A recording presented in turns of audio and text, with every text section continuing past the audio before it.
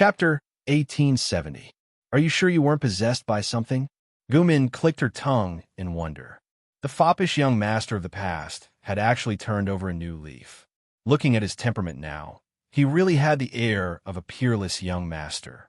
If she hadn't seen it with her own eyes, she would have thought that Lucy had been possessed by something. Was this the power of love? Lucy didn't know whether to laugh or cry. He knew that Gumin had a mental problem, but he didn't expect it to be so serious. People said that she was one of the two beauties, but in fact, she wasn't what she appeared to be. She pretended to be in front of others, but she was her real self. Well, he should be the inside. Ordinary people would praise him as a genius when they heard that he had turned over a new leaf.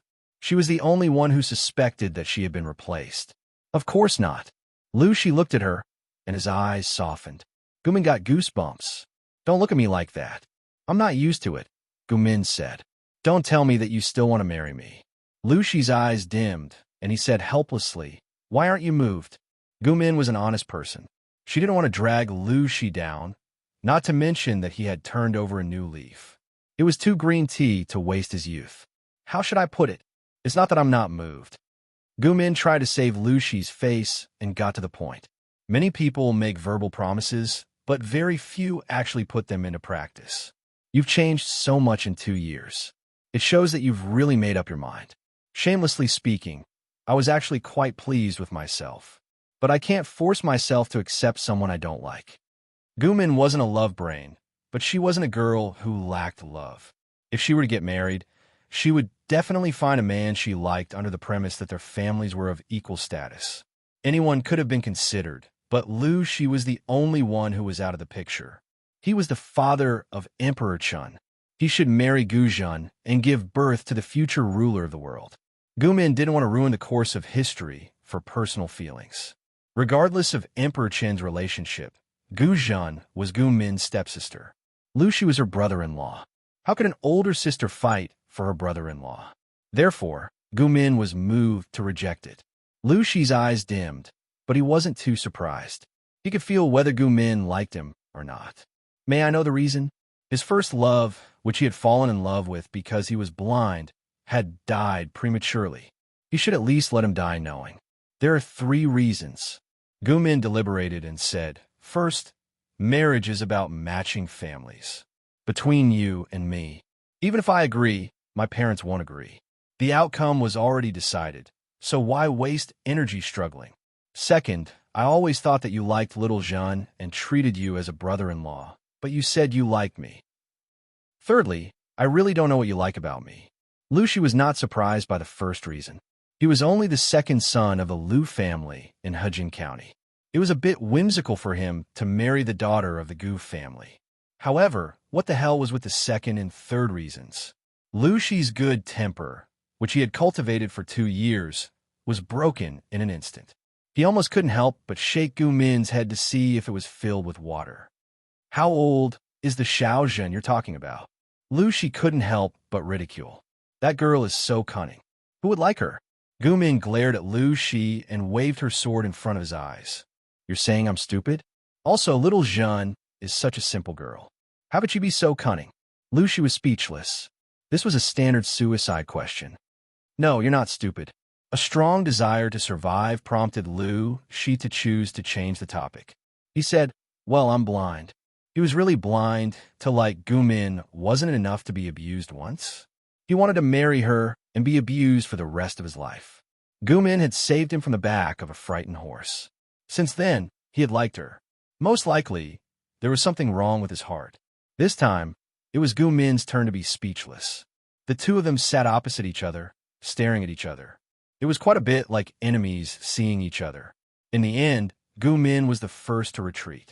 When she left, Lucy called out to her and said, The reasons you mentioned, if I can overcome them one by one, will you be willing to marry me? Gumin didn't answer, but she ridiculed Lucy behind Xieqian's back. That guy won't shed a tear until he sees the coffin. I don't have much interaction with him. I really don't know why he likes me so much. She looked like she couldn't bear to be disturbed. Her mental age was old enough to be called an old Annie. She really couldn't bear to kiss the young Lucy. Xieqian said, You have to be careful. Lu Shi is not a righteous person. I'm afraid he will use dirty tricks. He didn't know why he couldn't really like Lu Shi. He always felt that the guy wore many layers of fake masks. However, everyone else was praising Lu Shi, which made Xie Qian a little conflicted. Gu Min sneered. Come on, even if he turned over a new leaf, he's still the same cowardly look. He's still a teenager. Xie Qian looked at Gu Min suspiciously from the corner of his eyes. You have some misunderstanding about the term teenager. Gu Min said, What misunderstanding can there be? Xie Qian said, Normally, when an aristocrat is Lu Shi's age, the matriarch will help arrange a maid who knows how to deal with people.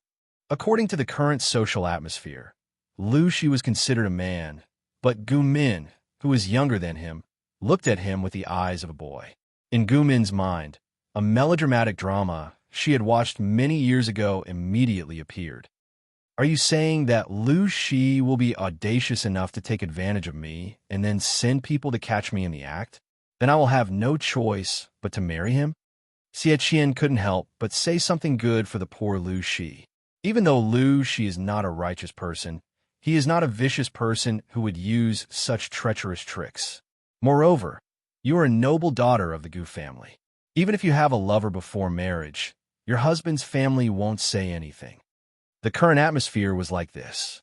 The noble daughters of aristocrats were a little more open-minded. It was not a big deal to have a close man before marriage. Even if they were caught in the act, their reputation would at most be a little worse, but it would not be so bad that they had to marry Lu Shi. Gu Min said, TSK, then what am I worried about? After Gu Min left, Lu Shi, who was in the private room next door, was so angry that he crushed the teacup in his hand. He knew that he had a bad impression of Gu Min, but he never thought it would be to this extent. However, he loved her to the core and couldn't leave her. Lu Shi didn't know what he did wrong to make Gu Min hate him for so many years. What a loser!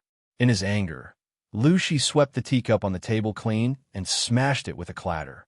Since you said it and slander me like this, then you really can't blame me. He couldn't bear this bad reputation for nothing. Lu Shi cracked his knuckles. His originally clear eyes seemed to be filled with a deep pool with undercurrents surging under the pool. In the eyes of outsiders, Lu Shi's progress in the past few years could be considered to have skyrocketed, but marrying Gu Min was still wishful thinking. However, Lu Shi knew that it was not difficult to achieve this. Therefore, when the Gu family agreed to the Lu family's marriage proposal, their jaws dropped in shock. Gu Min was the most shocked. How was this possible? If she married Lu Shi, what would happen to Lu Shi and Gu Jin's daughter, Empress Chen? According to historical inertia, could it be that after marriage, the sister-in-law and brother-in-law would have an affair and secretly have a child together? Did they really think that Gu Min was a hat weaver? Father, mother, I can't agree to this marriage. Gu Min voted against it. Only then did she realize that her parents looked a little unwilling. Her mother looked even more depressed. Lu Shi, Lu Zhongxing, get out here. Do you want to live or not? Gu Min asked the reason and was burning with anger. She carried her sword and visited the place where Lu Shi was staying at night to let him know why flowers were so red. Lu Shi was reading hard with a candle lit. He had maintained this habit for 2 or 3 years. Every day, he would study until late at night before he could sleep. He was extremely sleepy. The image of Gu Min marrying someone else appeared in his mind, and he suddenly woke up. He was enlightened 7 or 8 years later than normal people. If he wanted to catch up or even surpass them, he had to put in more effort. Therefore, he only slept for 4 hours a day. Knowing that the Gu family had agreed to the marriage proposal, Lu Shi was in a good mood. He read 2 more books and coincidentally ran into Gu Min. If someone saw us having a secret rendezvous here in the middle of the night, I'm afraid they wouldn't be able to explain themselves.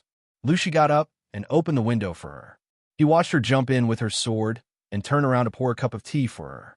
Drink some tea to calm down. Don't get angry. Gu Min took the tea and drank it in one gulp. Her eyes were wide open. You're such a despicable person. Lu Shi blinked innocently. How am I a despicable person? Gu Min said, You deceived my parents with the help of a charlatan and coaxed them into agreeing to this marriage. Don't you feel guilty? Lu Shi's solution was to ask a master to testify. He expressed his determination to his future parents-in-law and promised them a lot of bargaining chips. Only then did he manage to persuade them to agree. When Gumin heard this, her first reaction was that Lu Shi was itching for a beating again. Deceived, Lu Shi said, Master Liaochen of Hejian, primogenitor Xian Hui of Jingyang, and Lord Dao Ishuan of Hansheng can all testify. One master was definitely not enough, so Lu Shi invited a few more.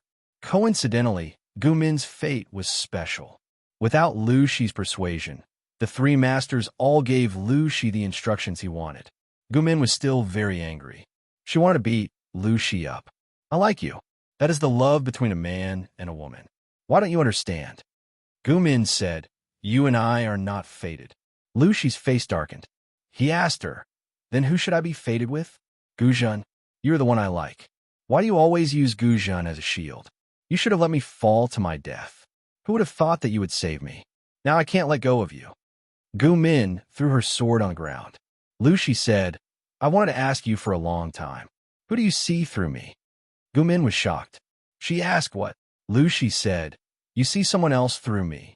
We've known each other since we were young. Although I was naughty for a few years, I studied hard and tried to improve myself. My relatives around me are happy, but you seem to think that I can't change. You always look at me with disgust that I don't understand. Ask yourself, other than the offense I made when we first met, I apologize to you afterward. The impact shouldn't be so deep. These words were, of course, half-truths. Lu Shi was only trying to deceive Gumin. Who would have thought that he would find out part of the truth? Gumin said, After I came back, I forgot what happened in the past, but I vaguely remembered something. In the following years, I had many strange dreams. In the dream, there was a man named Lu Shi. He was my brother-in-law. He was a rotten man. My sister was heartbroken by him. She came home many times to complain to me. I value my sister so much. How could I be nice to such a man? Lu Shi was shocked to hear that. Because of this dream, I was wrongly treated by you for years? Gumin's previous words were all made up. They were half-truths. In fact, she wanted Lu Shi to give up on breaking off the engagement. She felt a little guilty.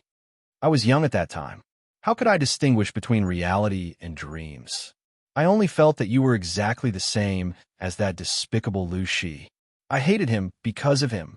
A dream is a dream, and reality is reality. Am I that kind of person? Lu Shi suddenly felt wronged. He knew Gumin's temperament. She had always been open to coaxing, but not coercion. If you were unreasonable to her, she could be even more unreasonable. If you softened to her, she couldn't be tough. You're being unfair. As expected, Gumin's heart softened. She couldn't bear to see the cute boy's pitiful eyes.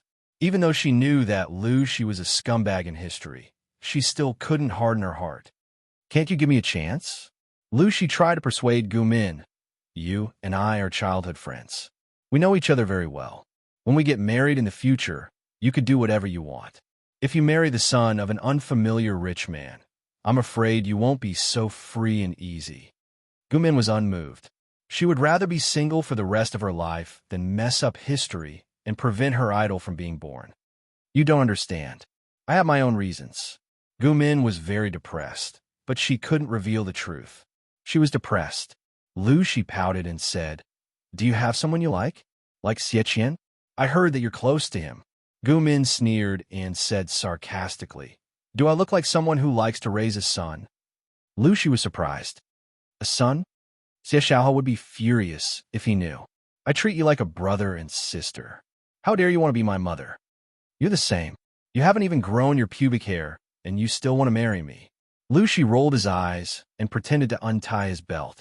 Gumin was so scared that she jumped up from the ground and jumped 3 feet high. What are you doing? Lu Shi looked like he was going all out. I wanted to see if my pubic hair is fully grown. Gumin couldn't help but spit out a mouthful of saliva when she was being teased by a teenage boy. Perverted pervert. After being interrupted by Lu Shi, Gumin jumped through the window and left. She had forgotten the real purpose of her visit that night. Lu Shi hadn't agreed to break off the engagement. When Gumin came back to her senses, she slapped her forehead and was very depressed. Lu Shi was an attentive person. From time to time, he would visit his future father-in-law and successfully coax the two unwilling elders to be happy. Gu Min gritted her teeth when she saw the look of a young man in love. I don't believe that a little kid knows anything about feelings. Gu Min ran away from home to drink with Xie Qian again. She couldn't help but complain about Lu Shi's strange behavior to her boyfriend. I don't have much contact with him. I really don't know why he has so many admirers. He doesn't sound reliable. Xie Qian said sarcastically. You're the one who's unreliable. Gu Min said innocently. What about me? Xie Qian shook his head. Gu Min probably didn't know that there were many people who secretly admired her.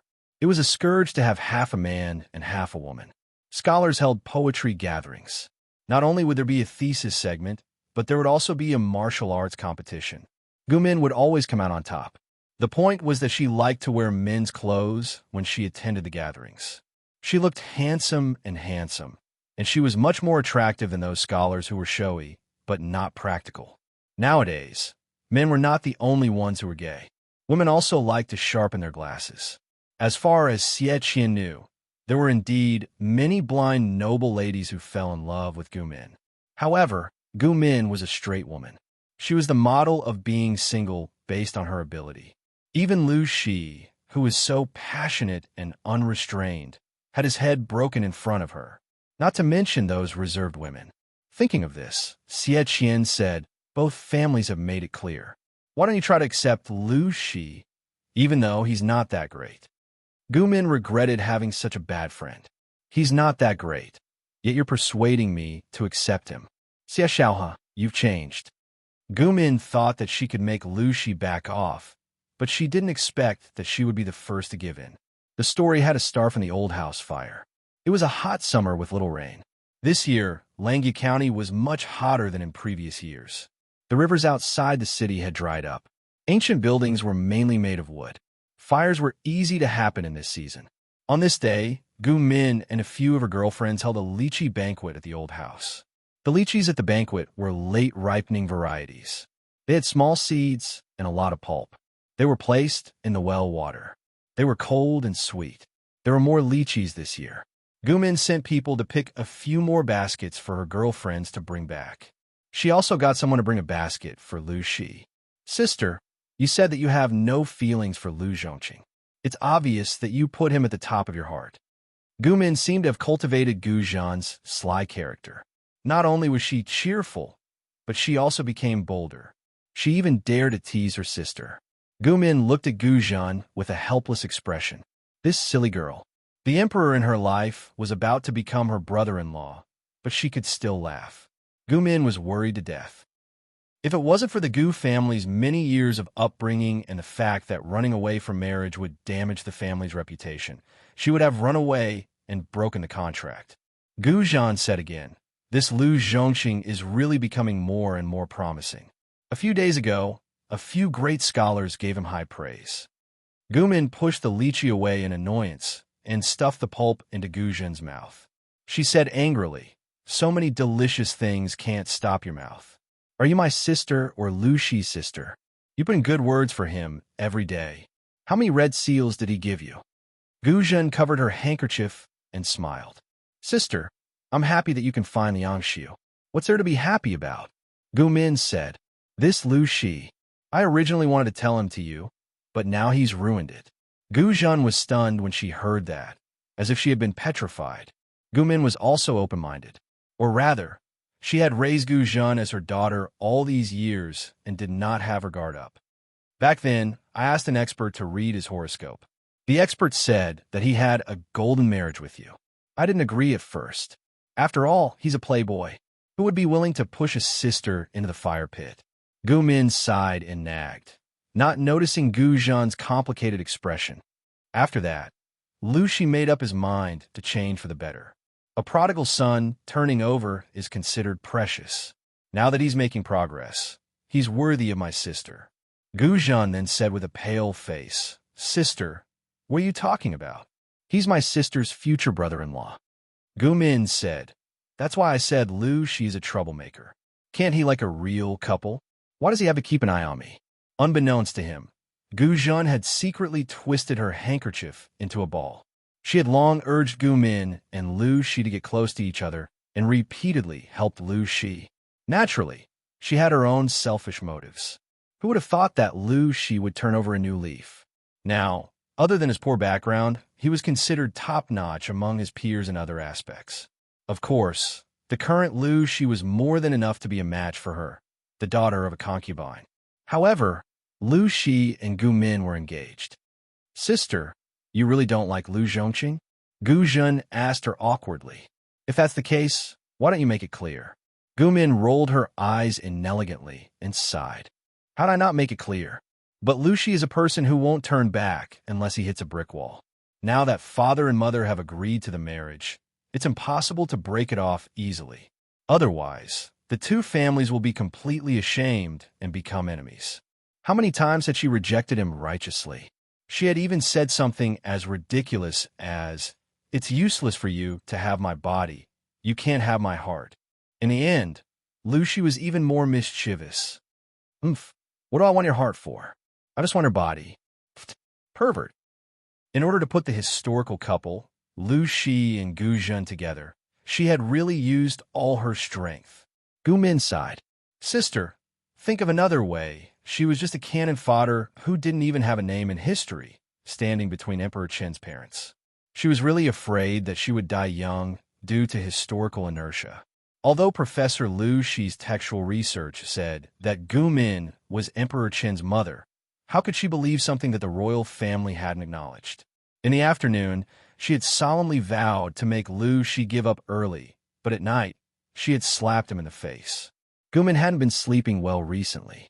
She had to drink some sleep aid to calm her mind, so she slept more soundly in the second half of the night. Who knew that an accident would happen at this time? There's a fire. A maid was paying respects to the ancestors in the middle of the night. Because she was worried that she would be caught, she left in a hurry after the ceremony and didn't extinguish the lit incense. However, it was those few incense sticks that accidentally ignited the firewood that was piled up. Gu Min's courtyard was the closest, so she was the first to suffer. Coincidentally, there was the night wind to help the fire burn, so the fire was out of control. Lu Shi heard the commotion and rushed over. The first thing he did was ask about Gu Min's whereabouts. Only then did everyone realize that she wasn't there. "You? How did you serve the First Lady?" Lu Shi was almost angered to death by these maids. For so many years, Gu Min hadn't blushed at the maids. She rewarded them from time to time and never said a harsh word. How could there be such a good master in the world? These ingrates were good. They only cared about themselves and didn't even know that the First Lady hadn't rushed out of the fire. Lu Shi rudely snatched the thin blanket and the bucket of water from the servant's hands. He then drenched himself from head to toe and rushed in without another word. At this time, the fire burned half the sky red. Everyone could only see the orange flames that shot up into the sky. For some reason, Lu Shi had a strong thought. He wouldn't die if he rushed in, and Gu Min would definitely still be alive. Speaking of which, it was strange that Gu Min was still sleeping well. The area around her bed hadn't completely ignited.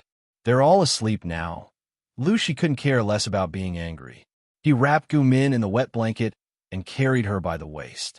Perhaps it was because the noise was too loud, Gu Min slowly woke up. She was shocked by the scene around her. "Lu Zhongqing? Ahem. Don't talk." The fire was burning fiercely, but the two of them were extremely lucky and managed to escape from the King of Hell. As soon as they rushed out, the beam that was entangled by the flames couldn't bear the burden and fell down. If the two of them had been one step slower, they would have been crushed by the beam and buried in the sea of fire. It took Gu Min a long time to wake up from the aftereffects of the calming soup. She looked at the boudoir in the sea of fire, her face pale. Just now, she was almost burned to death in her sleep. She had been in the ancient times for so many years, but it was the first time she had encountered such a big fire. It just had to be 1 month after her engagement with Lu Shi. Could it be was history trying to correct her, the bug who had interfered with Emperor Qin's parents? Gu Min trembled in fear.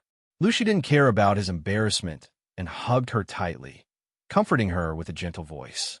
"Lu Zhongqing, did you want to die just now?" Gu Min suppressed the guesses and fear in her heart. She turned her head and saw that half of Lu Shi's long hair was burnt. His sleeves and clothes were also burned clean by the flames. She felt a myriad of emotions in her heart and couldn't help but say, "You almost died. If I didn't go in, you would have really died." Lu Shi used his hand to extinguish the flames at the end of his hair and smiled bitterly. "So what if I die? At least I'll die with you. At least I'll fulfill my wish. I don't ask to be born on the same day of the same month and year, but I ask to die on the same day of the same month and year." Gu Min swallowed the words that almost slipped out of her mouth. She gritted her teeth and said, "It's all because of you." Lu Shi was very innocent. "What does this have to do with me?" Gu Min felt wronged.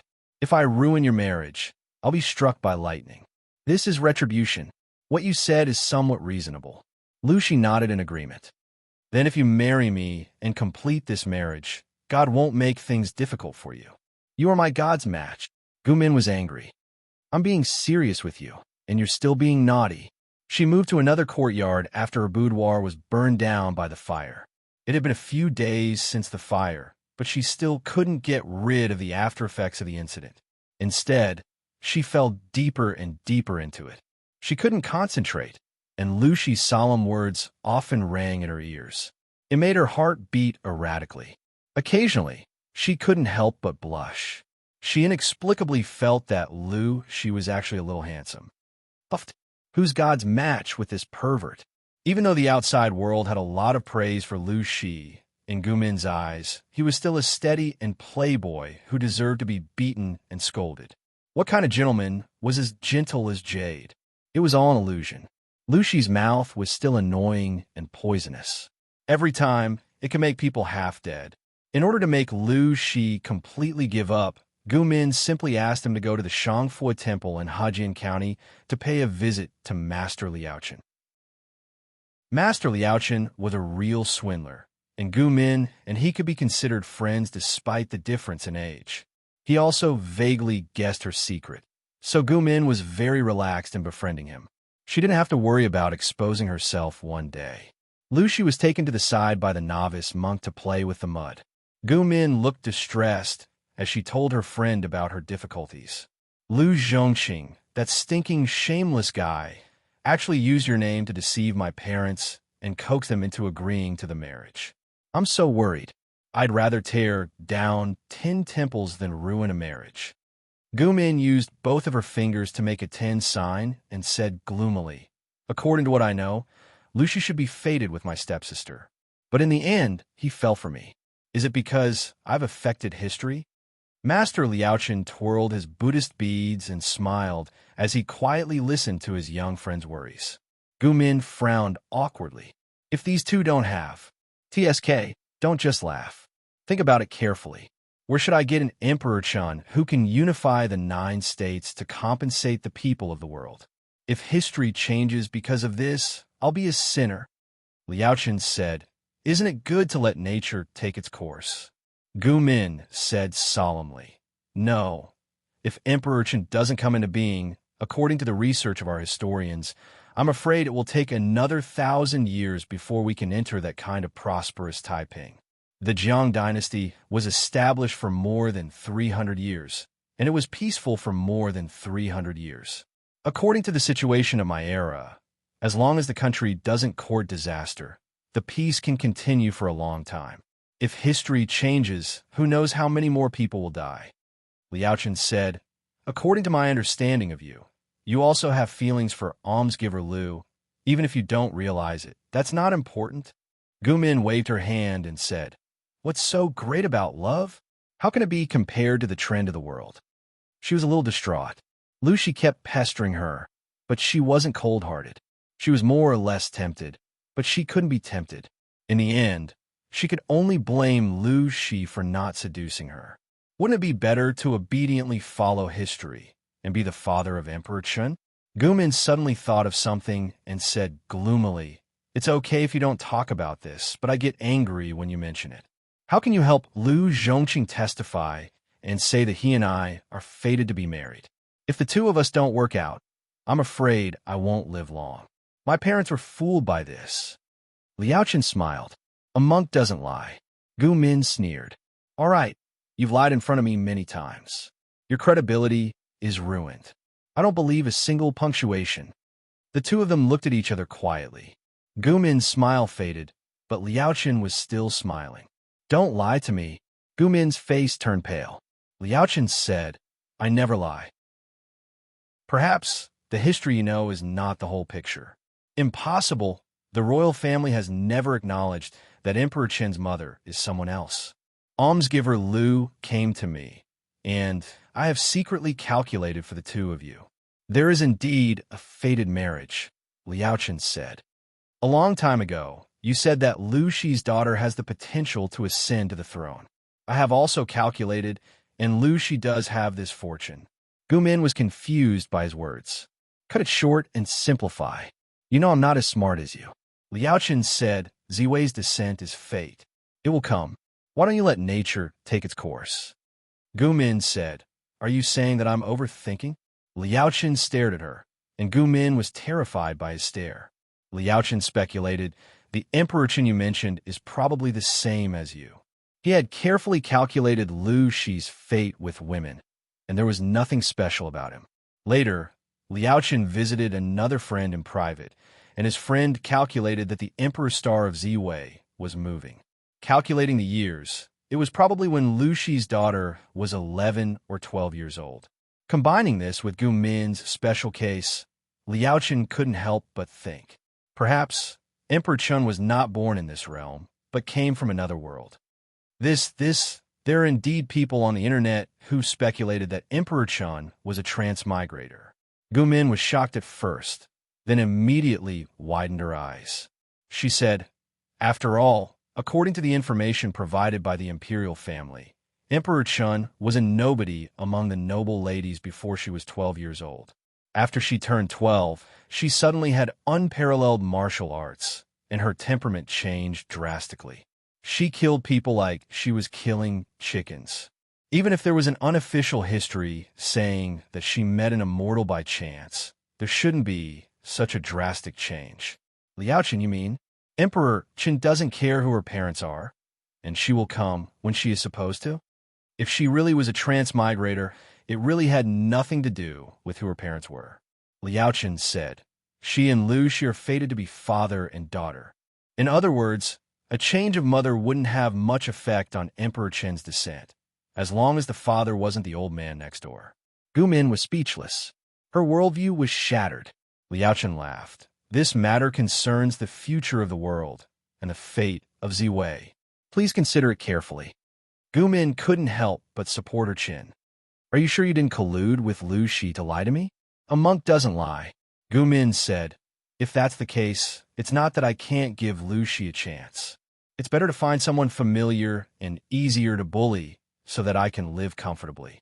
But when I think about how Lu Shi was supposed to be my brother-in-law, I can't get over it. Liao Chen said helplessly, How do you know that history is definitely true? Gu Min asked in surprise, What do you mean? Liao Chen said, Lu Shi and Gu Zhan were indeed fated to be husband and wife, but the two of them were not fated to have children, including those who were born and those who were not. Although my skills are shallow, I can still calculate this. If that's the case, how can you be sure that the Emperor Qin you know is Gu Zhan's daughter? Gu Min's face turned pale after hearing this. Liao Chen lightly threw another bomb at her. I remember you said that the later generations found that the time of Emperor Qin's birth and Gu Zhan's marriage to Lu Shi were different. This was also one of the strong pieces of evidence for the scholar to overturn that Gu Zhan was the birth mother. Gu Min frowned. I did say that, but other than the fact that Emperor Qin's mother wasn't Gu Zhan, there was another inference. The unofficial history said that Gu Zhan was discontented after being widowed and had a rendezvous with a strange man. That was why she married Lu Shi with the child in her womb. Liao Chen laughed.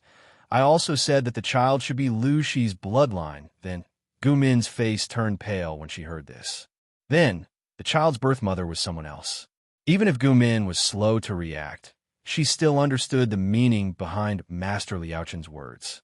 At this moment, Gu Min suddenly remembered the details before she transmigrated. When she taught Lu Shi that Emperor Qin's birth mother was Gu Min, She curiously went online to search for information about Gu Min.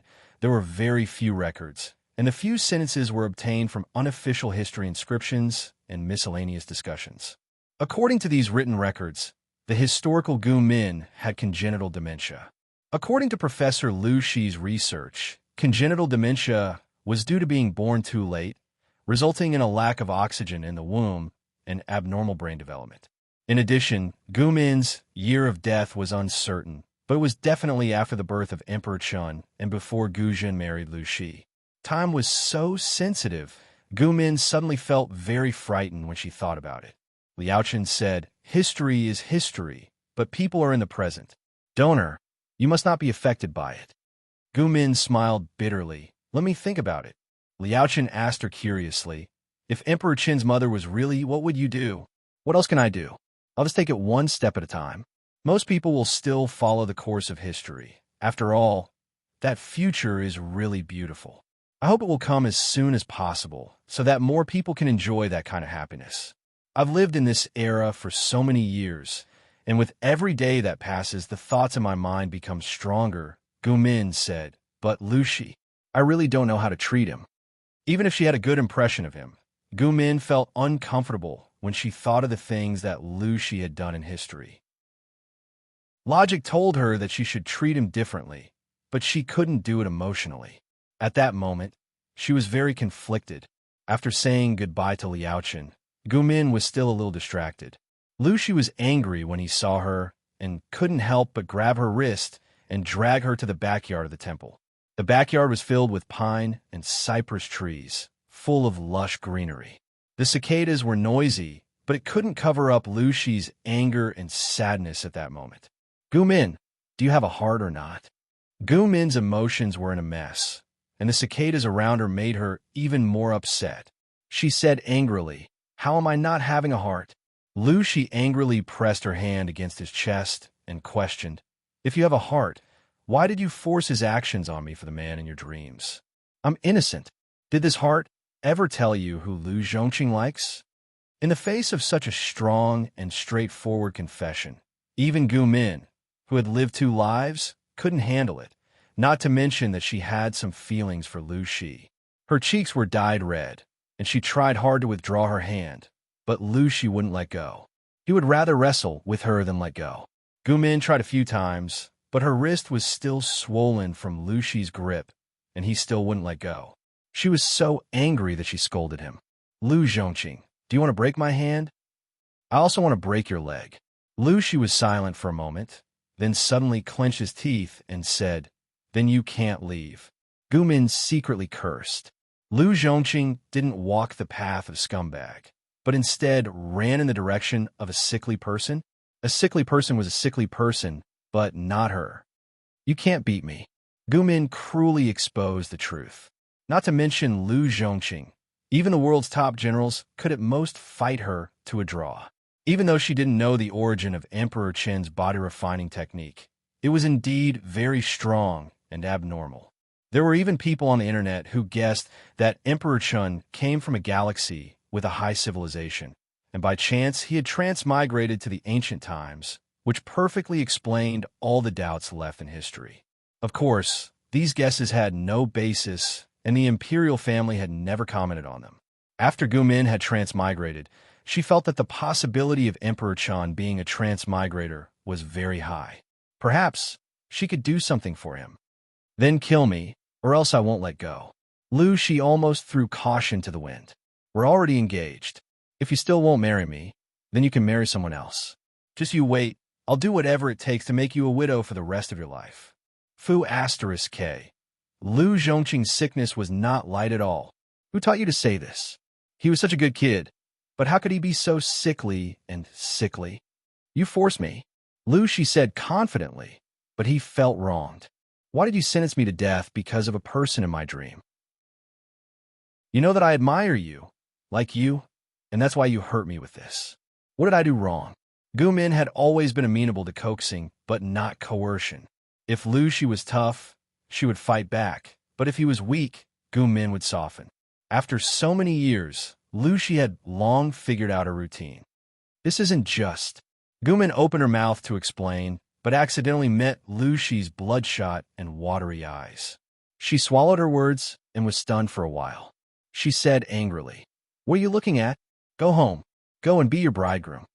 Gumin didn't know what kind of image Lu Shi had in history besides being labeled as a scumbag, but she knew that Lu Shi was stubborn and would do what he said. If she didn't take in this little vixen who was constantly on the verge of being blackened, he would really make her a widow for the rest of her life. Since marrying Lu Shi wouldn't affect the future of Emperor Chun, and she was a little interested in him, she might as well let it be. The only person she owed was Gu Zhan. She would think a way to make it up to her in the future. But Master Liaoqin's words made her very concerned. If Lu Shi and Gu Zhan were destined to be husband and wife, and Gu Min married Lu Shi, under what circumstances would Lu Shi marry Gu Zhan? Would it really be like the official history, where Lu Shi was not content with his wife and colluded with his widowed sister-in-law? The two of them worked together to plant a green grassland on Gu Min's head, and they even dared to herd sheep and ride horses on it. Lu Shi was ready to give up everything he had. He didn't expect Gu Min to change her mind at the last minute, which shocked him. Gu Min lifted her feet to leave, but found Lu Shi still standing in the same spot. "Are you planning to stand in the backyard of the temple and turn into a stone to watch your wife?" She pulled her hand, and Lu Shi followed her stupidly. When she walked, he walked, and when she stopped, he stopped as well. He stood there as if he had lost his soul. "Are you really stupid?" Gu Min murmured. Lu Shi was so nervous that he didn't even know where to put his hands. Gu Min was speechless. Lu Shi was really good at acting. Just a moment ago, he had shamelessly turned into a sick person and threatened her, but now he had changed his personality and turned into a shy, innocent boy. "You really don't have a split personality?" Lu Shi took a long time to recover from his ecstasy and asked in surprise, "What is a split personality?" "Crazy. Maybe there is, but it's all because of you." Lu Shi pouted. "One moment you are heartless, and the next moment you give people hope." Gu Min chuckled. "Then I'll continue to be heartless." "No, if you're heartless, you might as well stab me to death with a sword." Lu Shi hugged her from behind and rested his chin on her shoulder. "Of course, even if I die, I will turn into a ghost. If you dare to marry someone, I will dare to make you a widow for the rest of your life." Gu Min was speechless. "What the F*** CK? Big brother, how much hatred do you have?" Genius 1 second to remember website. Mobile version. Chapter 1871. Gu Min had transmigrated for so many years, but she had never thought that she would marry the scumbag Lu Shi. She was very nervous before the marriage, but after the marriage, she felt that Lu Shi was not a good-for-nothing. He could be a decent man if he was trained well. Before the marriage, Lu Shi was barely suitable to be a boyfriend, but he was still a distance away from being a qualified husband. For her own future, she naturally had to train him well. For example, correcting bad habits, quitting smoking, drinking, and eating too much.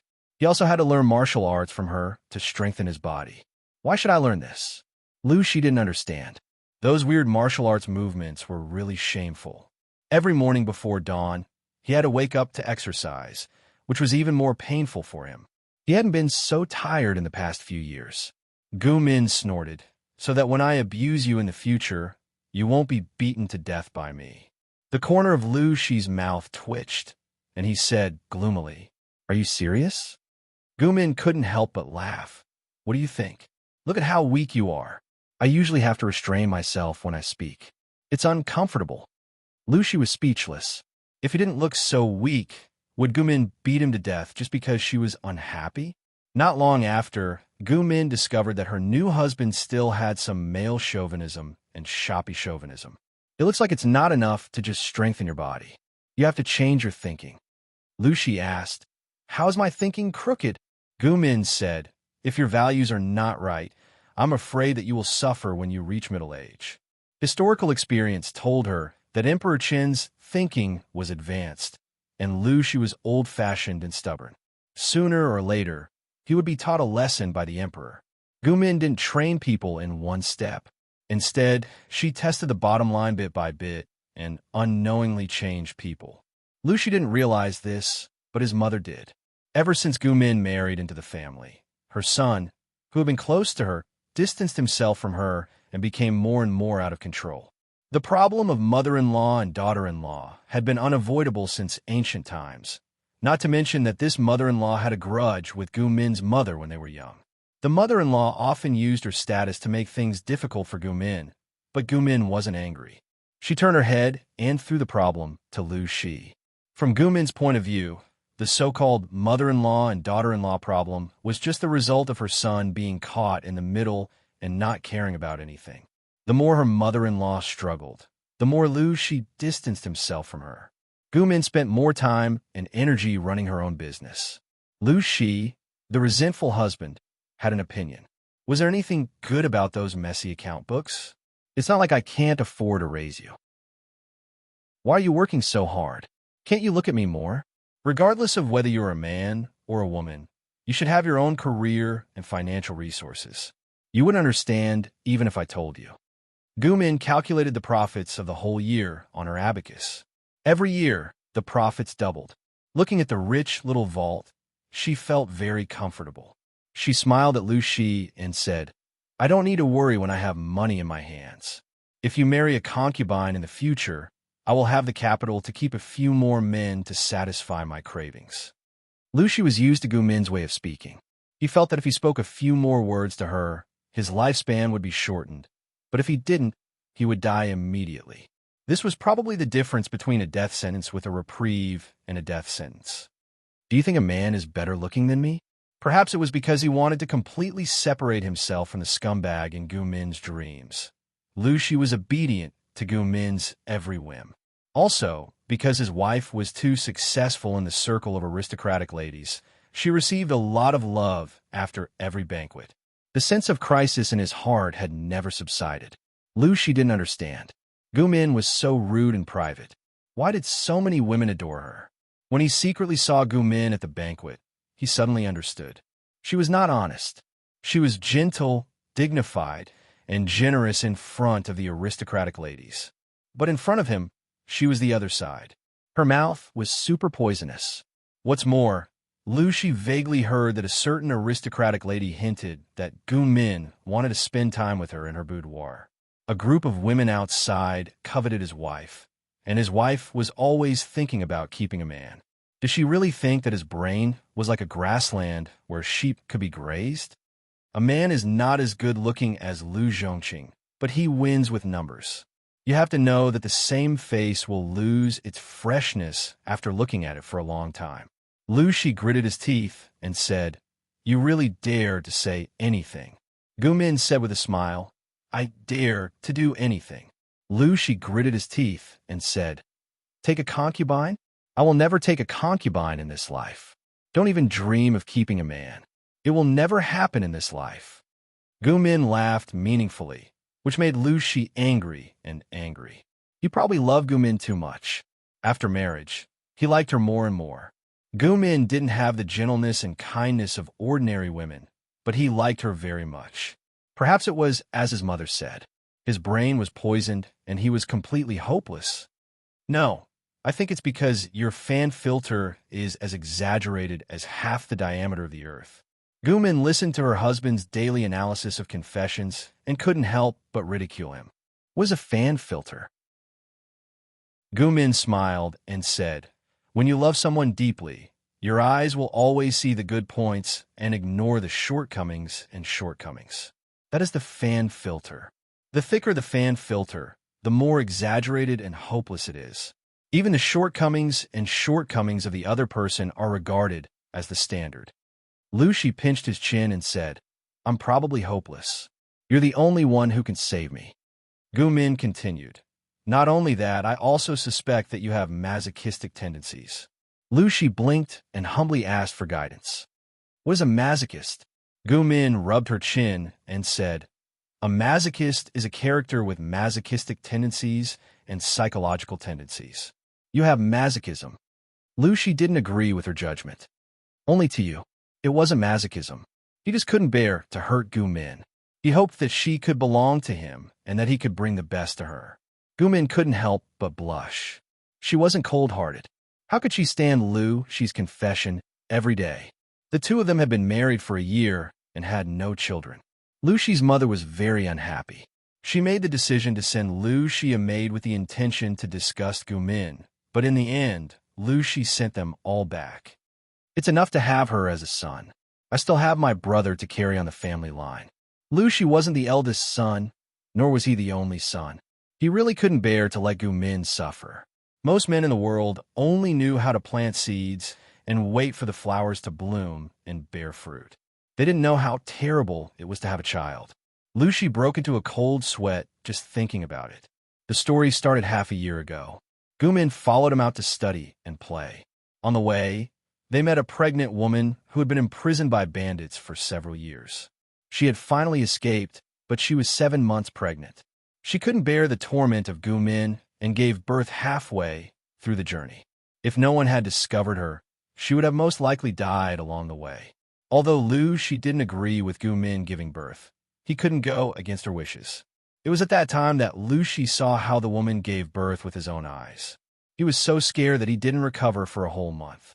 The child's head popped out from that place. There was blood everywhere. Lucy's legs turned to jelly. Were you scared? Gumin accepted it well. She came from the future. In the 3rd grade of primary school, relevant physiological knowledge was taught. Both boys and girls learned it. The content of the course was not only about the biological differences between men and women, but also how to conceive and give birth. There was also personal hygiene. The teaching was quite comprehensive. The royal family said that sex was human nature. It wasn't shameful, and there was no need to avoid it.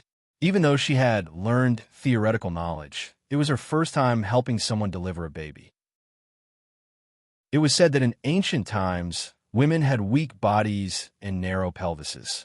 The risk of childbirth was high. It was different from modern women. Almost every generation practiced physical training. The difficulty and risk of childbirth were greatly reduced. Not to mention other things. Just this alone was enough to praise Emperor Chun to the heavens. He was simply the best friend of women. Lucy's face was pale. Will you be like this in the future? Gumin said, yes. Lucy's face became even uglier. He was walking on air. In the 1st year of marriage, he had hoped to have 2 children early. Now he was terrified. His mind was filled with all kinds of thoughts of dystocia. Fate was so wonderful. When Lucy was looking forward to having children, nothing happened. He didn't want them anymore, but the children came. Although having children is a happy thing, you don't have to be so happy that you faint, right? Lucy's lips moved, but he couldn't say anything for a long time. After hesitating for a few days, she said something that made Gumin want to beat him to death. How about we give up on the children? Gumin rolled her eyes. Even if I don't want you? Lucy said, Amin, I'm serious. I've been dreaming about your dystocia for the past few days. I can't take it anymore. Gumin sighed. Can't you be more considerate of me? What dystocia or hemorrhage? That would never happen to me.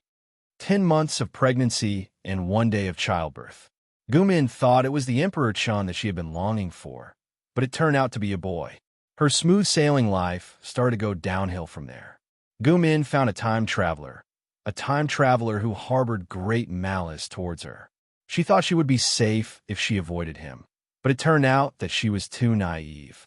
Sometimes, she had no intention of stirring up trouble, but the enemy was relentless and tried to kill her. What scared Gumin the most was that the enemy didn't seem to be after her, but the future Emperor Chun. There were a few conflicts.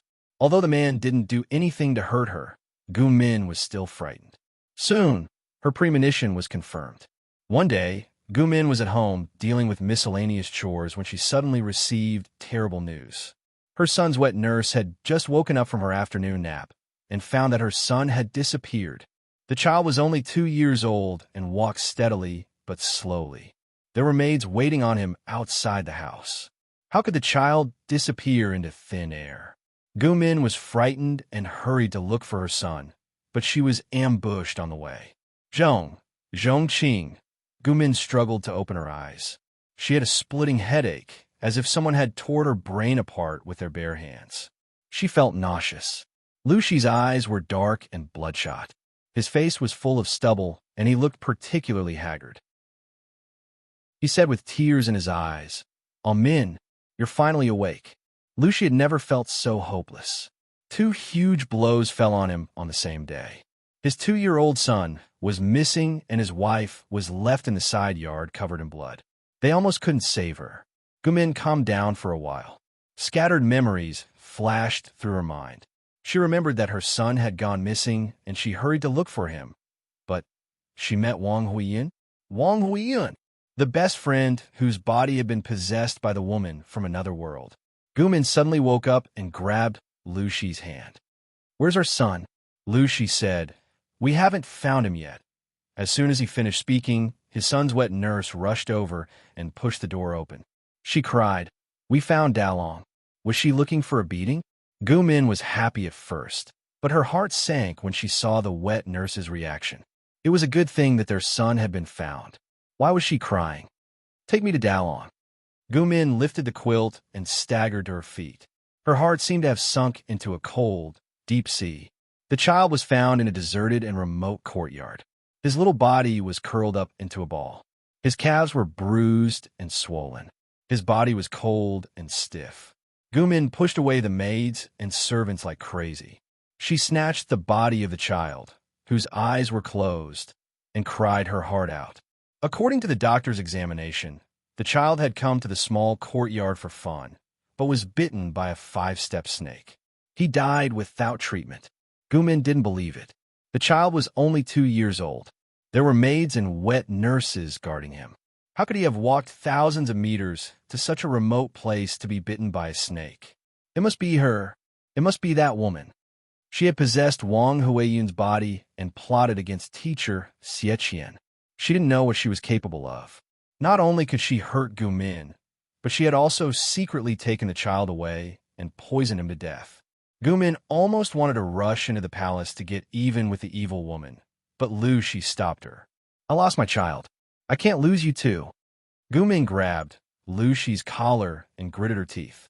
"So my son died for nothing? There will be a chance. There will be a chance for revenge. Let's think about it. Gumin, you have to calm down so that you can avenge Dalong." From then on, Gumin's health slowly deteriorated. She would fall sick from time to time. People said that it was because she had lost her beloved son and suffered a huge blow. However, Gumin didn't think that was the case. The deterioration of her health was definitely related to the attack that day. It was the truth.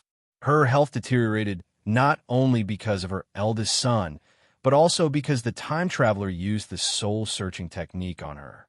Lu Shi also entered the officialdom at that time. To outsiders, the couple seemed to have come out of their grief, but they knew that they hadn't. 2 years passed in a flash. Many things happened in Dongqing, but Gumin didn't have the heart to care about them. She found out that she was pregnant again. After 10 months, she gave birth to a pair of children after a day and a night of labor. The twins were chubby and cute. When they smiled, they revealed a pair of cute little dimples. "My nephew and niece are so smart and cute. They look very smart." At the banquet, the eldest brother, Lu Zhai, looked at his nephew and niece and praised them with a smile. Gumin was stunned on the spot. Smart, cute, and smart? She suddenly looked at her daughter. A chill spread from the soles of her feet to the top of her head. Not long after the banquet, Gumin found an excuse to bring her daughter to Shangfu Temple to see Master Liaochen. After a round of examination, Master Liaochen didn't look very good. This was because the baby girl's soul was complete. Her eyes were clear and lively. She could clearly call out father and mother when she just turned 1 year old. No one knew what the two of them talked about. Gumin left with her daughter with a dead expression. She went back to Langyi County to see Master Yuanjing. "Chunin, I beg you to think of a way. Can't you have the best of both worlds?" Gumin hugged her daughter, who was sleeping soundly. She looked like she was about to collapse. Her eyes were filled with despair. "I can't have my cake and eat it too. There's nothing I can do." Master Yuanjing was helpless.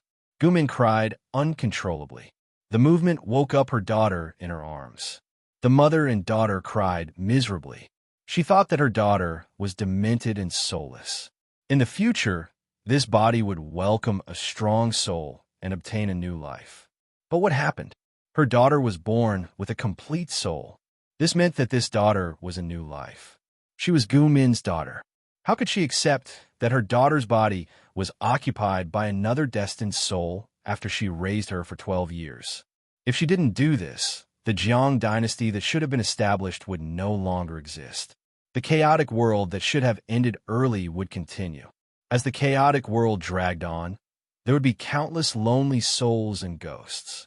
Even if the world was divided and reunited, the dynasty that was established was not the Jiang dynasty. Maybe Emperor Chun is someone else. Gu Min returned to Hejin County with this thought in mind. However, Master Liaochen dispelled her beautiful dream. The child in her arms died young. She wouldn't live past 12 years old. Her life would move towards an unpredictable future in this year. God probably saw that Gu Min had lived the first half of her life too happily. Now, he was going to collect a debt from her with interest. She raised her child anxiously until she was 4 years old. There was another life in her womb. She was about to give birth. Just when she thought that the haze was about to dissipate, tragedy struck again. This year, just after the Spring Festival, the snow in Hejin County had not completely melted. Her second son accidentally fell into a pond and drowned. When Lu Shi received the news and rushed back, he only saw his daughter sitting by the pond and patting Gu Min's slender shoulders. Gu Min was kneeling on the ground, holding a wet ball with a blank look in her eyes. Lu Shi was so shocked that his legs turned to jelly and he fell down the corridor. Amin. Beside Gu Min, other than her daughter, no one dared to comfort her.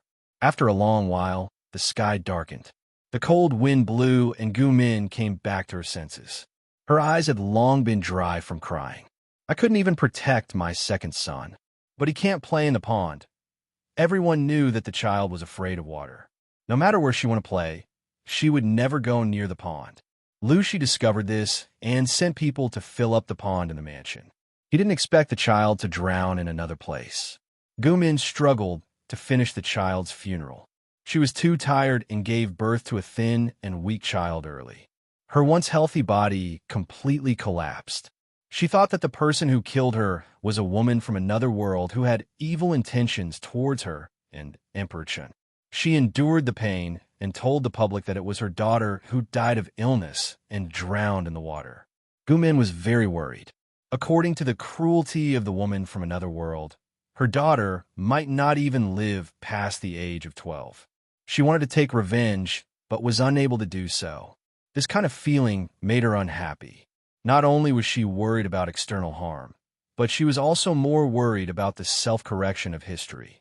She was worried that her youngest son would not be able to escape. She was depressed, and her illness became more serious. Lu Shi's cousin, Bai Dai, saw this and took the initiative to stay and take care of the sick Gu Min occasionally. She would talk to her to relieve her boredom and try to comfort her. Even so, Gu Min's condition was getting worse day by day. Gu Min had a vague feeling that she would not live for long. She simply confessed everything to Lu Shi and even lied about having two souls in one body. She recorded everything she knew and left it to Lu Shi. If possible, she hoped that Lu Shi could live well and not repeat the ending of history. Spring had just passed, and midsummer had not arrived. Her life began to count down. No one would have thought that Gu Min's dowry maid would be the last straw that broke her back. The maid was clever, and Gu Min liked her very much. She made the decision to help her find a good marriage. Her whole family worked in the mansion. Knowing that the maid had come, Gu Min thought that she was also there to comfort her. She did not expect that the maid would tell her such shocking news. When her eldest son was poisoned to death by a poisonous snake, the maid had seen Lu Shi coming from the direction of the deserted courtyard. She had wanted to go there to find the eldest Lang Jun, but was sent away by Lu Shi. Later, the eldest Lang Jun died young. The maid did not suspect that Lu Shi was the murderer. She did not have any evidence and did not want to ruin the relationship between the couple. She seemed to have seen Lu Shi's figure when the second Lang Jun drowned in the pond. However, Lu Shi came back from the magistrate's office. It was really strange. Gu Min's eyes were wide open. Her bony hands grabbed the bedding. Her breathing was rapid and disordered. Her face was full of disbelief. That night, Gu Min died of illness. No one knew that this loving couple had once quarreled, and Gu Min was strangled to death by her beloved husband. When Gu Min did not move, Lu Shi let go of his hand with a ferocious look. His eyes were filled with hostility. He did not have his usual gentleness. He waved his hand, and Gu Min, who had died a horrible death, returned to her sickly and pale appearance. It was as if she had just slept. Lu Shi laughed hideously and murmured to himself, as if he was warning someone. Did you see that? This is what you get for trying to resist me. The so-called Lu Shi was just a part of his 7 emotions and 6 desires. He was just a thing that could not even be counted as a life. How dare he try to resist him again and again? He lost 2 pieces in a row and did not learn his lesson. This stupid woman named Gu Min was also too much. How dare she try to challenge his bottom line? Damn it! As soon as he finished speaking, Lu Shi's body suddenly began to violently twitch and fell into a deep sleep. The next day, the news of Gu Min's death spread. The outside world said that Lu Shi was greatly affected and fell ill. After that, the world changed. In the blink of an eye, several years had passed. The wheel of history slowly moved forward, heading in an unknown direction. On the other side, Gu Min, who had fallen into darkness because of the lack of oxygen, thought she was going to die. When she was about to lose consciousness, a strange scene suddenly appeared. She saw the gentle scum Lu Shi in a suit talking to Jiang Chun at the school gate. In the end, he extended his hand and handed Jiang Chun a yin-yang fish jade pendant. Gu Min could not help but shout loudly, trying to get Jiang Chun to stay away from Lu Shi. This animal was not a good thing. In her excitement, a gust of fresh air rushed into her chest. She breathed greedily and suddenly opened her eyes. The scene in front of her was familiar yet strange. The snow-white ceiling of the dormitory was enlarged in front of her eyes. Countless memories filled her brain. 9 stars in a row. Gu Min climbed out of bed and looked at the night sky outside the window. Her heart skipped a beat. She hurriedly took out her phone and called Jiang Chun. Chun, where are you? Gu Min's voice sounded panicky. Knowing that Jiang Chun was at the school gate, Gu Min rode her bicycle over. She did not expect to see an old acquaintance. When she lost consciousness, she saw Jiang Chun and Lu Shi talking about something. New hatred and old hatred, love and hate intertwined, forced Gu Min to lose her mind. She stepped forward and gave Lu Shi a slap. Thinking back to her previous lives, she realized that this Lu Shi was the same Lu Shi. After doing such a disgusting thing, this man still dared to appear in front of her? Lu Shi! She burst out cursing. F***CKU. Amin? Lu Shi was not angry. Instead, he laughed, as if the person who was inexplicably slapped wasn't him. Even a blind person could see that he was in a good mood. If he had a background, it would be 100 flowers blooming. Are you still human? Gu Min was so angry that the veins on her forehead were bulging. Her expression was somewhat ferocious. Why did you give this lousy jade pendant to Chun Chun? Why did you trick her into bringing it to the tomb? What are you scheming in your stomach? Tell me. Don't play dumb. Lu Shi smiled bitterly. If I said that I did not do anything, would you believe me? Tell that to a ghost. Gu Min said angrily. If I believe half a word of your nonsense, I'll write my name backwards. Jiang Chun watched the situation unfold. His brain could not wrap around it. When did Min Min become so close to Professor Lu Shi? After all, it was a family matter. Under Lu Shi's suggestion and pleading, Gu Min went to his apartment to continue the conversation. Those things, I really did not do them, Gu Min laughed. It was a cold laugh. She said, what nonsense are you trying to lie to me now? What didn't he do? This guy had confessed everything before he strangled her to death. He had bitten Dalong to death with a poisonous snake and watched him breathe his last breath. He had personally drowned Erlang in the pond and killed him. The 2 children were his flesh and blood. Why did he have to do such a cruel thing? Can you listen to my explanation? About 3 minutes. Fine. Kneel and explain. Gu Min was so angry that she laughed. She wanted to hear what else this animal could say to clear his name. From Lu Shi's mouth, Gu Min heard another story. Lu Shi was not a human. He was an emotion separated from the system. He was relatively independent, but not completely independent. You said that. Dalong, Erlang, and even my death were all done by the so-called original body when you were not paying attention.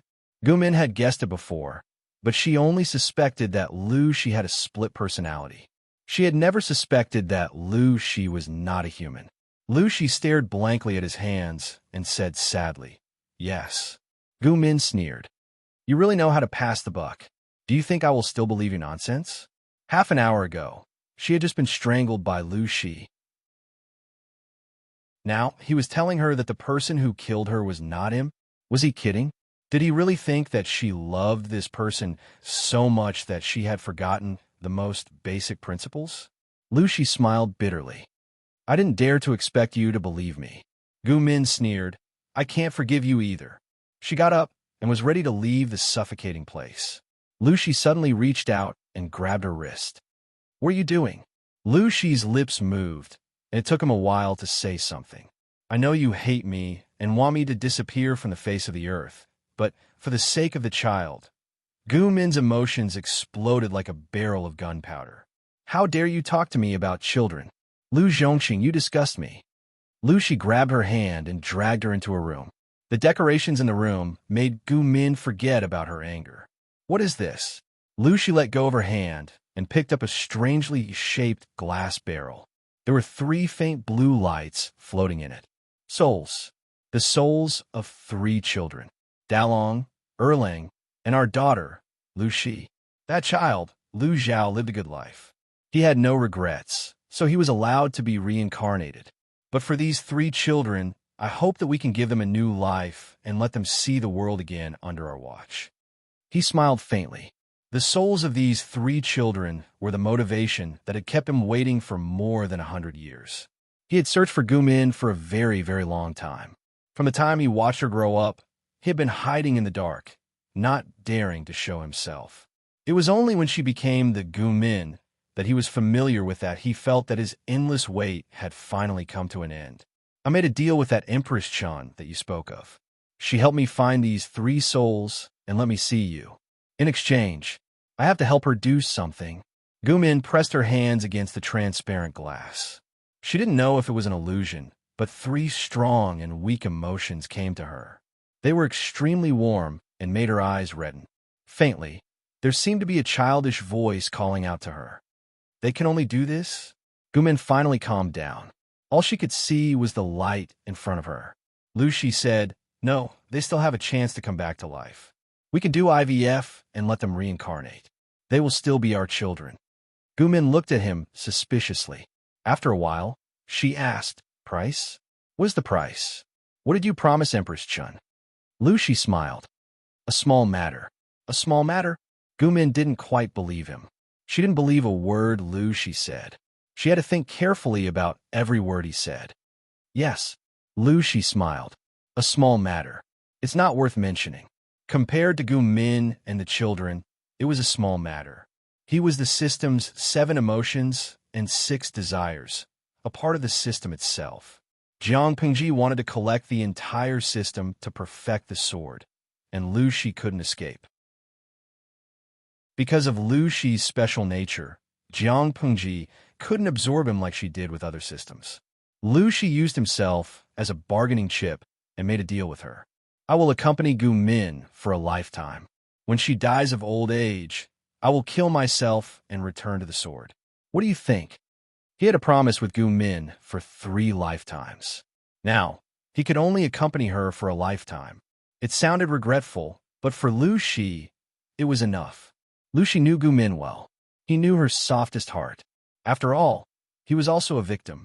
Gu Min wouldn't vent her anger on him when she calmed down. She would forgive him for the sake of the 3 children. Lu Shi's plan was very thorough. He had calculated countless times over the past 100 years. He had calculated every reaction and every move of hers clearly. He knew exactly how to deal with it. The development of the matter was indeed as he had expected. Lu Shi was dragged by Gu Min to get their marriage certificate the next day. She didn't want the children to be born out of wedlock. After getting the certificate, they went to the hospital to prepare for the test tube. "That's too fast. And I don't think it's necessary to do a test tube at our age." "You still want to touch me?" Gu Min sneered. "You are my teacher now. How could a teacher and a disciple be together? Lucy was speechless. What era are we in now? Gumin also thought about it. She felt a headache coming on. Her academic results were not very good, and she had lived in ancient times for more than 20 years. In the end, she even forgot how to type on her phone. If it wasn't for Lu Shi, who gave her special attention, she was afraid that she would have been exposed. The most troublesome thing was her habit of speaking. Jiang Chun suspected Gumin more than once. If Gumin didn't remember the little secret between them, she wouldn't have been able to keep his secret. Their relationship became better after Gumin got pregnant. When she saw the 2 bars on the pregnancy test stick, she hid in the women's bathroom and cried. Jiang Chun saw the tears on her face and went to fight with Lu Shi with the pregnancy test stick in her hand. If Gumin hadn't stopped them, and if Lu Shi hadn't taken out his marriage certificate, the 2 of them would have torn down the villa in the suburbs while they fought. Jiang Chun was suspicious. He really didn't force you? Gumin said no. Things between us are more complicated. I did it willingly. But, Chin Chun, I'll tell you when I'm done sorting things out, okay? Jiang Chun looked at Lu Shi and sized him up. This person isn't very decent. Think about it carefully. Lu Shi was speechless. He's not decent? Say that again, son of the Jiang family. Gumin laughed. I know. If there's anything wrong with him, I'll destroy him myself. Lu Shi swore, I won't give you that chance. They had to live a good life in this life. Lu Shi settled his parents-in-law in this life and won back Gumin's heart. He looked at the 3 little ones lying in their cribs and giggled. But no matter how much he calculated, he still forgot one thing. Did you blow up Emperor Chen's tomb? Lu Shi was speechless. One 1 second to remember this site's address. Mobile version. Chapter 1872. There is a saying in the songs of Chu, holding the jewel in one's arms, one does not know what to show. In layman's terms, I had the qualities of a beautiful jade, but no one could appreciate them, and no one could show them to the fullest. Feng Jin, courtesy name Huayu, came from this name. His father's expectations for him could be seen from his name alone. The elders bestowed upon him the name Jin, and set the courtesy name Yi in hopes that he would possess a noble and unblemished character and not bring shame to the Feng family. This had always been Feng Jin's goal. With the birth of his 3rd brother, Feng Ju, the attention that was originally focused on him was now focused on his youngest brother. His eldest brother, Feng Gue, was the eldest legitimate son and the future leader of the Feng family. The elders had set the strictest standards for him, and he did not disappoint them. The youngest brother, Feng Ju, was the youngest and looked like a carved jade. He had shown intelligence that was different from his peers since he was young, and the elders treated him like a treasure. As a result, there were very few gazes that fell on Feng Jin. When he was young and ignorant, he didn't feel that there was anything wrong with it. But when he started reading, he slowly discovered this point. He strived to be like his eldest brother, strived to be a qualified elder brother who took care of his younger brother, strived to become the most outstanding one in the family school. He put in 120% of his effort. But what made him disappointed was that the results he obtained were not as good as his eldest brother and 3rd brother's efforts. Feng Jin felt sad because of this. He didn't know what he did wrong, until the words of an elder from the same clan woke him up. You want to fight with your big brother? Feng Jin's excellence was obvious to all. There were countless people who wanted to curry favor with him, but there were also countless people who hated him. An adult's mind was different from a child's. In their eyes, a child's innocent actions might be scheming and malicious. Feng Jin was stunned for a long time.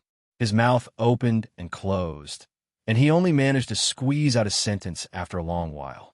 My brother is the eldest son of the D family and is talented. How would I dare to have such thoughts? The Feng family was known for its upright family style, and it was a taboo for brothers to fight against each other. They also had detailed rules for the inheritance of the family business. Unless Feng Gue committed an unforgivable mistake, his position as the successor would be as stable as Mount Tai.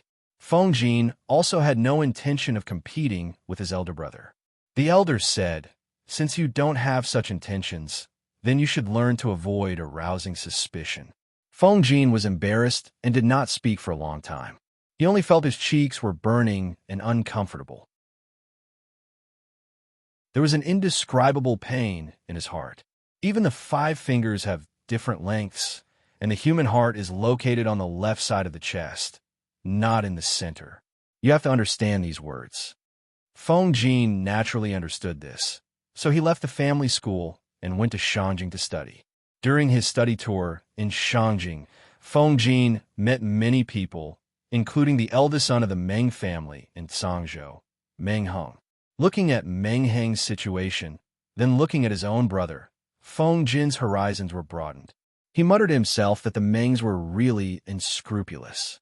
They treated their eldest son like trash. If Meng Heng had not introduced himself, he would have thought that he was a poor scholar from a poor family. Meng Heng occasionally talked about his relatives, including Lu Shi, the son of Hu County Chief Lu Shi. Before seeing Lu Shi in person, Feng Jin did not have much of an impression of him. He only knew that such a person existed in this world, but he did not have a specific image in his mind. Feng Jin had never thought that he would be involved with this person. Looking back many years later, Feng Jin felt that he had been too naive. When they first met in the bandit stockade, Feng Jin appeared in front of Lu Shi in the most embarrassing state. At that time, he was escorting the 4th prince, Wu Ma Jun, to escape from many pursuers and finally fell into the pit named Lu Shi. Without a doubt, Lu Shi was a person who left a deep impression. She was obviously a woman, but she pretended to be a man. She looked weak and slender, but she had the strength to fight 1,000 people alone. Feng Jin always had a doubt. If Lu Shi had such talent, why would he fall into the bandit stockade with a group of noble ladies and be so embarrassed? Thousands of questions were stuck in Feng Jin's throat. He was curious, but he did not ask further. After all, he had always thought that his connection with her was limited to this. After leaving the bandit stockade, Feng Jin safely escorted the 4th prince to Hejin County. He took the time to see his good friend from school, Lu Heng, nicknamed Yaoji, Lu Shi's cousin. Under Lu Heng's invitation, Feng Jin went to the Lu's family school with him. Coincidentally, Feng Jin heard Lu Shi's forceful refutation. After many encounters and coincidences, the image of Lu Shi in Feng Jin's heart became more and more complete. Although he was young, he showed off his abilities. His arrogance was even more troublesome than his youngest brother, Feng Ju. If there was one thing that Feng Jin regretted in his life, it was probably being coaxed by Wu Ma Jun to visit Lang Lang Alley. It was not a big deal to visit the most prosperous area in Hejin County. What was embarrassing was that the two of them met Lu Shi and Lu Shi _ smiley face, angle, _ in Lang Lang Alley. It was normal for the father to visit Lang Lang Alley or the son to visit Lang Lang Alley. What was unusual was that the father and son came together. Oh, look at his poor memory. He forgot again that Lu Shi was not a Lang Jun, but a wife. Even if a wife wanted to visit Lang Lang Alley, she should not look for a flower lady to serve her. Go look for little Shuer. Seeing Wu Ma Jun and Lu Shi looking at each other, Feng Jin took the opportunity to leave with the excuse of looking for Lu Shi. Soon, he regretted it. Lu Shi had run into trouble again. Under her persuasion, Feng Jin followed her to the wall of Mr. Wei Yuan's mansion. She made a suggestion that Feng Jin remembered deeply. _ smiley face, angle, _ climb over the wall. Feng Jin had never thought that he would be a gentleman on the beam again. If you want to visit, you can come during the day. Feng Jin saw that Lu Shi was about to roll up his wide sleeves and climb over the wall. His face became twisted, but he did not dare to raise his voice. He could only suppress his voice. If you get caught, Mr. Wei Yuan was famous for being strict. If a student climbed over the wall in the middle of the night, it would be fine if it was in the front yard, but if it was in the backyard, it would be like yellow mud falling into one's pants. Lu Lanting was not afraid of anything, but he still wanted his reputation. What are you afraid of? Come, I'll be your stepping stone. You climb over first. A woman told him that she wanted to be his stepping stone and help him climb over the wall. Feng Jin had 1,000 things he wanted to say. I don't believe that you're so kind. Tell me, how do you want to trick me? At this moment, he had lost his usual demeanor. He looked more like a teenager than an old and steady young master of a landowning household. Lucy smiled. You'll know once you climb over. Thus, Feng Jin, who had been making a lot of noise, was cheated and sat on the wall. He climbed over Lu Shi's arm with great difficulty. Lu Shi, who was at the bottom of the wall, chuckled. Why don't you take a look at the other side of the wall? Isn't there a bunch of people guarding there? Feng Jin looked at the rows of people on the other side of the wall, his face livid. Lu Shi. This was probably the legendary, ill-fated relationship. When Lu Shi was the matchmaker and Feng Jin married Lu Shi's ex-fiancée, he felt an indescribable sense of satisfaction. His friend's wife. No, he had forgotten that the guy was a woman. Wei Jingxian was a surprise to Feng Jin. He had never thought that the sharp-tongued and quick-witted girl would become his lifelong companion. The two women had left a deep impression on him that night. Lu Shi became Jiang Pengji, and Feng Jin treated her as his master. He was loyal to her for life. Wei Jingxian became his son's mother and the mistress of the house.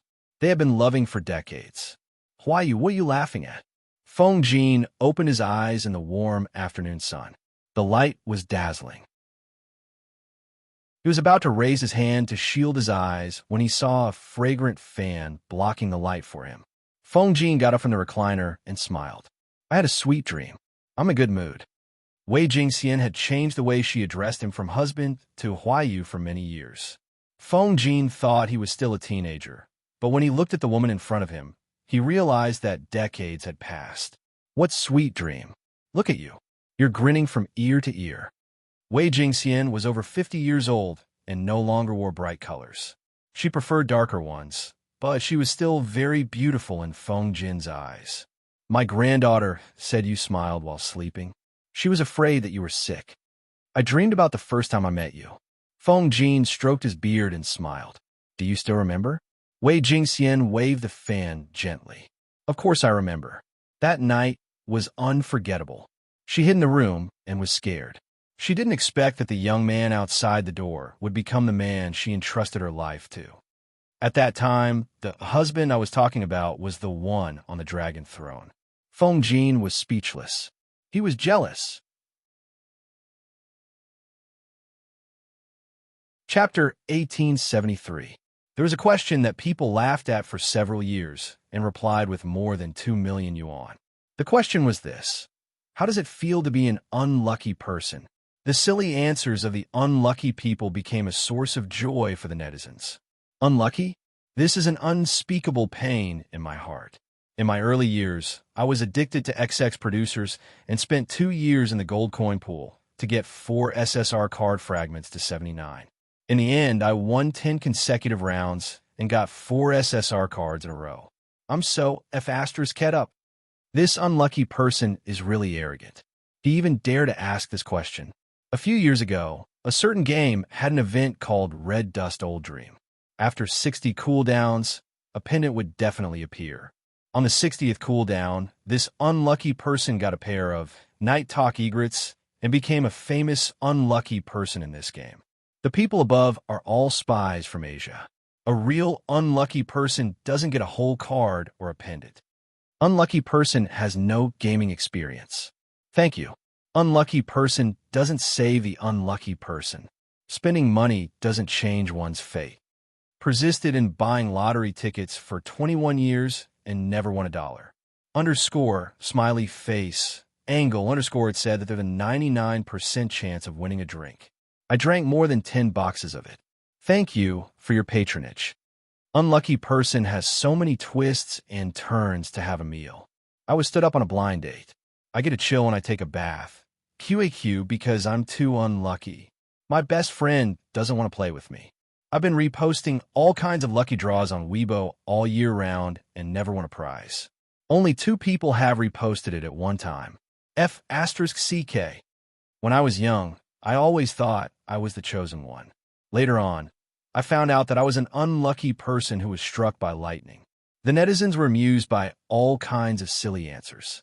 A famous person's answer was very classic, and this question became a perennial hot topic. Why don't you ask this question to the magical, unlucky person? The netizens were stunned for a moment before bursting into laughter. Tutafaccio was a famous person.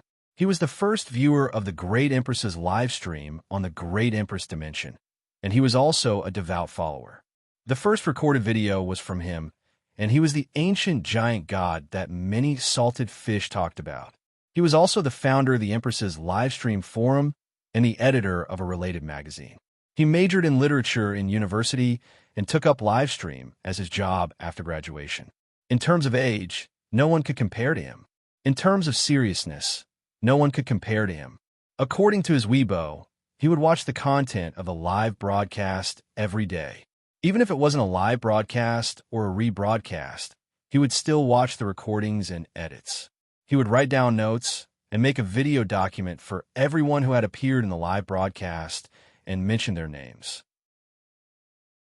Along the way, she had graduated from university, bought a house, got married, was hospitalized for acute appendicitis, had a baby, was 1 year old, 1 month old, kindergarten, primary school. He had put in a lot of effort, and at the same time, the harvest was quite good. The Great Empress Forum was an evergreen tree. Under the management of Run Bachian and a few other founders, it had flourished for a long time. Just the traffic and advertisements alone were enough to sustain the daily maintenance and updates of the forum, as well as the labor expenses. Every year, every founder would receive a dividend of 3 to 4 million yuan. The magazine that he sponsored also maintained profitable sales when the physical magazines were in decline. He had written detailed books for everyone in the live streaming room of the Empress. His writing was sharp and his words were humorous. He kept half of the profits from these books for himself and donated the other half to the charity foundation set up in the name of the broadcasting room. Of course, he still had millions of fans on Weibo, and he would occasionally earn some extra income. After that, he had crowdfunded and invested in a few television dramas and movies, which earned him a lot of money. After deducting taxes, his annual income was close to 8 figures. He should be considered a successful person among his peers and a lucky star in everyone's eyes, but it was a pity that according to the long promise of the ancient god, he could be considered a typical example of bad luck from a young age. His teeth would get stuck when he drank water, he would fall on the ground when he walked, and when he went out to a crowded place, his phone would be stolen and his computer thrown away. It was said that the ancient god repeated this 3 times. He either lost his admission ticket for the college entrance examination inexplicably, or he had a strange fever. At the very least, he met with an accident on his way to the exam. I gave each of my accounts the ID stowaway unlucky, hoping that I could sneak from Africa to Europe and become a European emperor. _ smiley face. Angle. _ this was the inner voice and cry of an unlucky person. I think that I have experienced many twists and turns in my life, and I have always been unlucky, probably to accumulate all of my luck and meet the streamer. Stowaway Unlucky's words were very emotional and moving. Being the first to enter the streamer's room and the first to find Jiang Pengji had exhausted all of his accumulated luck.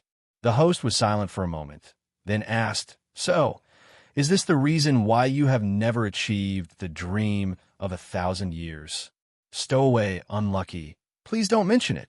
After the interview was released, the netizens couldn't help but laugh. The account ID was a clear indication of one's lineage. Even if Stowaway Unlucky set up his home in the streamer's network and snatched a spot in the streaming room every time, it still couldn't change the fact that he could not become a European emperor in the dream of 1,000 years. Mysteries do not save people, and spending money does not change one's fate. On the surface, he said he didn't care, but his heart was already bleeding. After the interview, Stowaway Unlucky became a source of joy for the idiotic netizens on Weibo that day. Stowaway Unlucky silently put away his phone. His face, which was no longer young and tender, was full of sadness. He wanted to become a European emperor. He didn't know if the heavens heard his wish, but when the streamer was about to retire, Stowaway Unlucky got his wish and transmigrated. _ smiley face. Angle. _ in any case, it was a dream of 1,000 years. Even if it was so many years late, it could be considered as taking off the hat of unlucky, right? After Stowaway Unlucky transmigrated, he laughed like an innocent child. Not long after he laughed, the false teeth in his body shifted, so he had to straighten them. I heard that the guest house has a new dish. Would you like to go with us? Stowaway Unlucky had just sneakily adjusted his false teeth and found a group of officials in official robes walking past him. They looked like they were about to go to court. He refused to leave and wanted to stay for a while longer. He stuck close to the door and looked into the hall like a thief. Before he could take a few more glances and see where His Majesty was, a familiar laughter rang in his ears. Your Majesty, Your Majesty. Stowaway Unlucky was so shocked that he almost rolled his eyes. He felt his blood rush to his head. Mother, a living idol. Yes. Jiang Pengji asked him, do you want to go with us? Stowaway Unlucky followed her with one hand and one foot. He didn't remember what he said. After a long time, Your Majesty, don't you need to change your clothes? Jiang Pengji said, it's not a dragon robe, and there are no dragon patterns on it. At most, I'm just a little richer than ordinary people. The emperor didn't wear the dragon robe every day. In fact, he only wore it a few times a year. There were 3 layers inside and 3 layers outside. It took a long time to put all the accessories together. How could an emperor have so many years to take care of this? His clothes were only slightly better than those of the rich. When Stowaway Unlucky arrived at the guest house, he found that there were already many people waiting in the private room. He was confused again. They were the same hand and foot.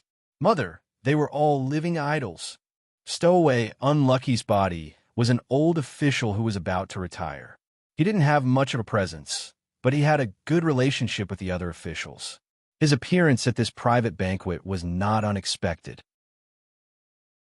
In fact, as a loyal follower of the streaming room, he knew that this was probably the last gathering before Jiang Pengji abdicated. The next time she had a private banquet with the officials, her identity would no longer be the emperor, but the retired emperor. But why did he feel a little weird?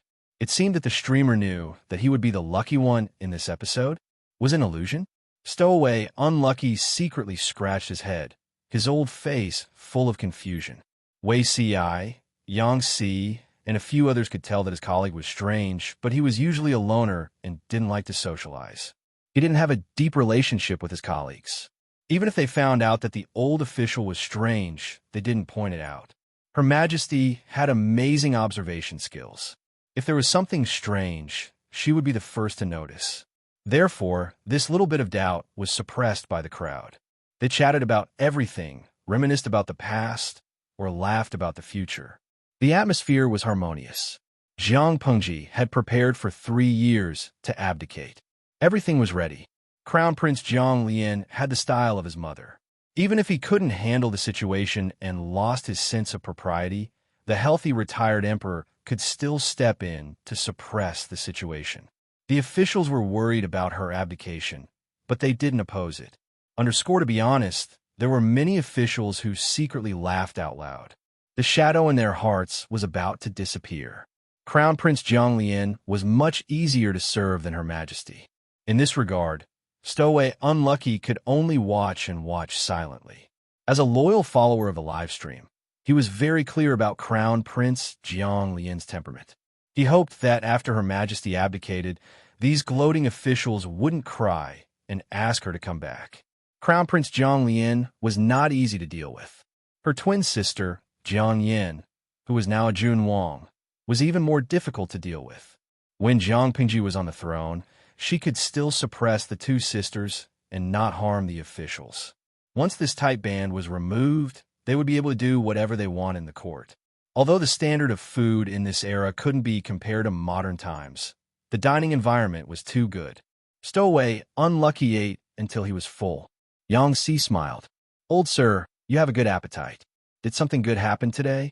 Ever since this old official got older, he was very particular about taking care of his body. He was always 70% full and was picky about his food. Today, he couldn't wait to lick his bowl clean. He ate until his stomach was bloated. Her Majesty even ordered someone to prepare soup for him to digest. Stowaway Unlucky said, I've never been as happy as I am today in my life. Although he didn't know why his colleague was happy, the joy on his face wasn't fake.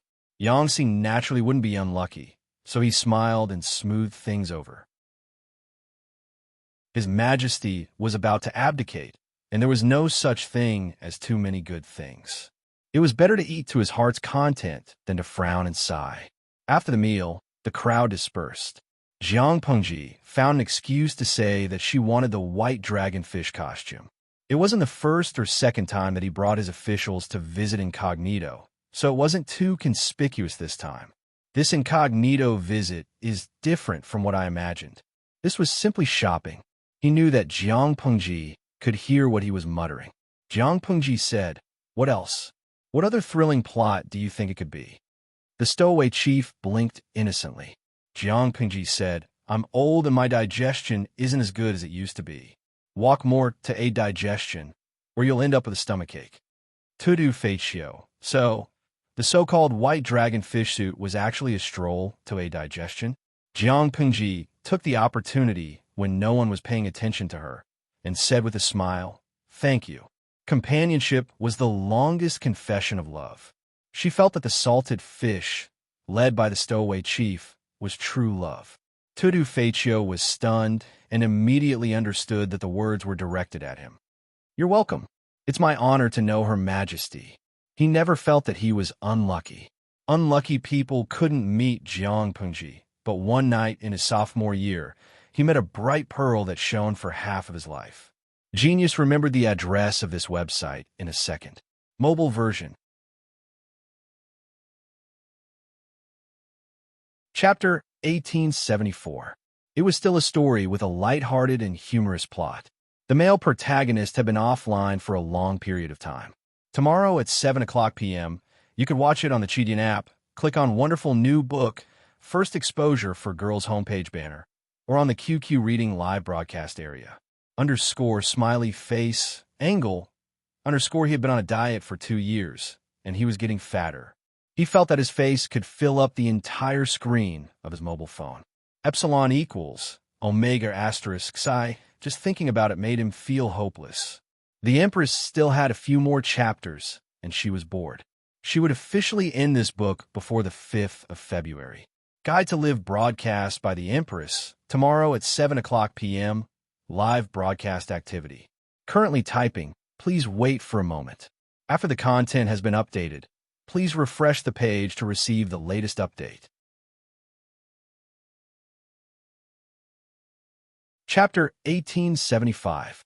External chapter, Jiang Lian. This life chapter, Jiang Lian was known as the first prince. The person she respected the most was the current emperor, her mother, Jiang Pengji. The person she respected next was the grand tutor, Wei Ci, who seemed to have an ambiguous relationship with her mother and was suspected to be her biological father. The person he liked the most was his twin sister, the second princess, Jiang Yan. The second person he liked was the youngest son of Boss Qiguan's family, little Lang Jun Qiguanshi.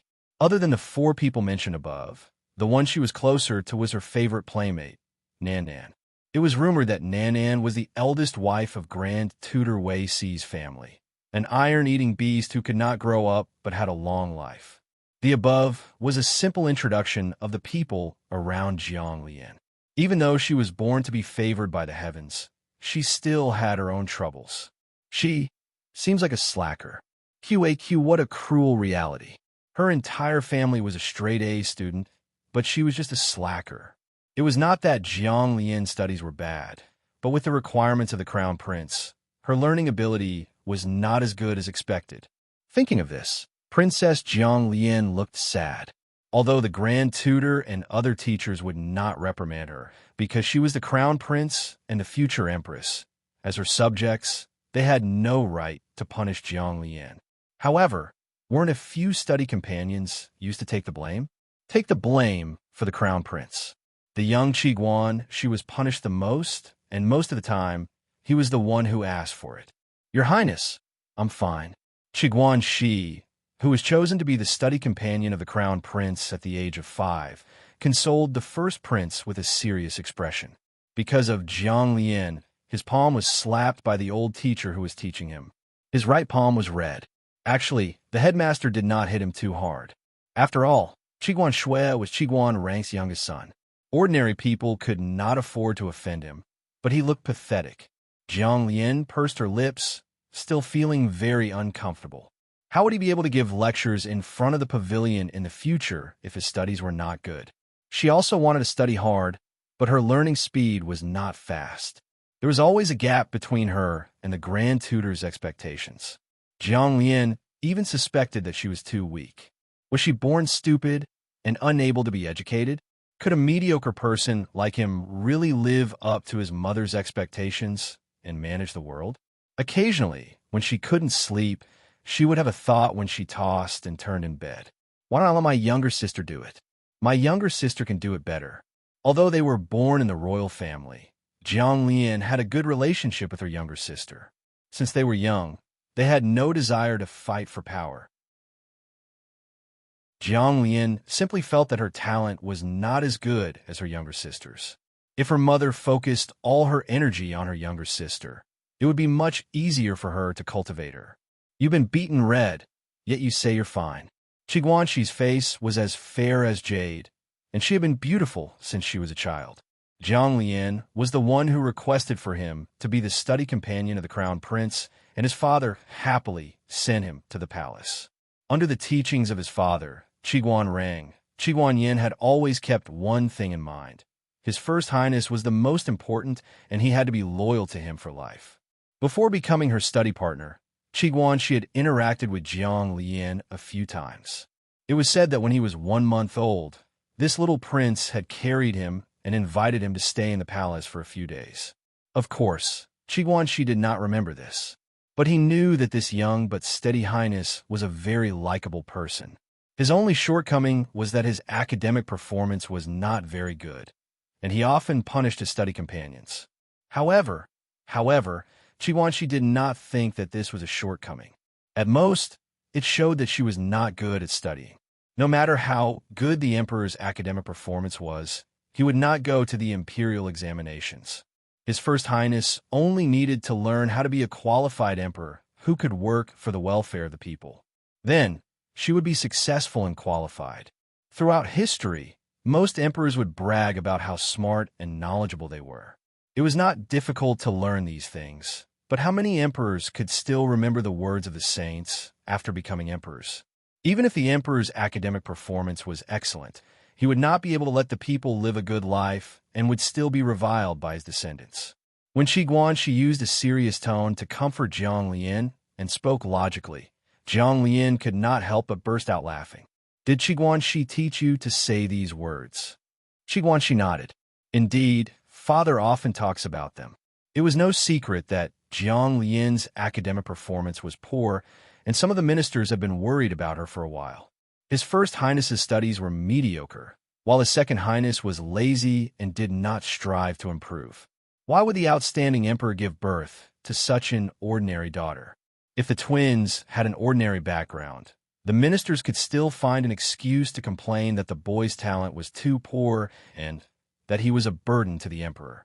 However, when Jiang Lian and the twins were born, they were accompanied by auspicious signs and the reincarnation of Ziwei.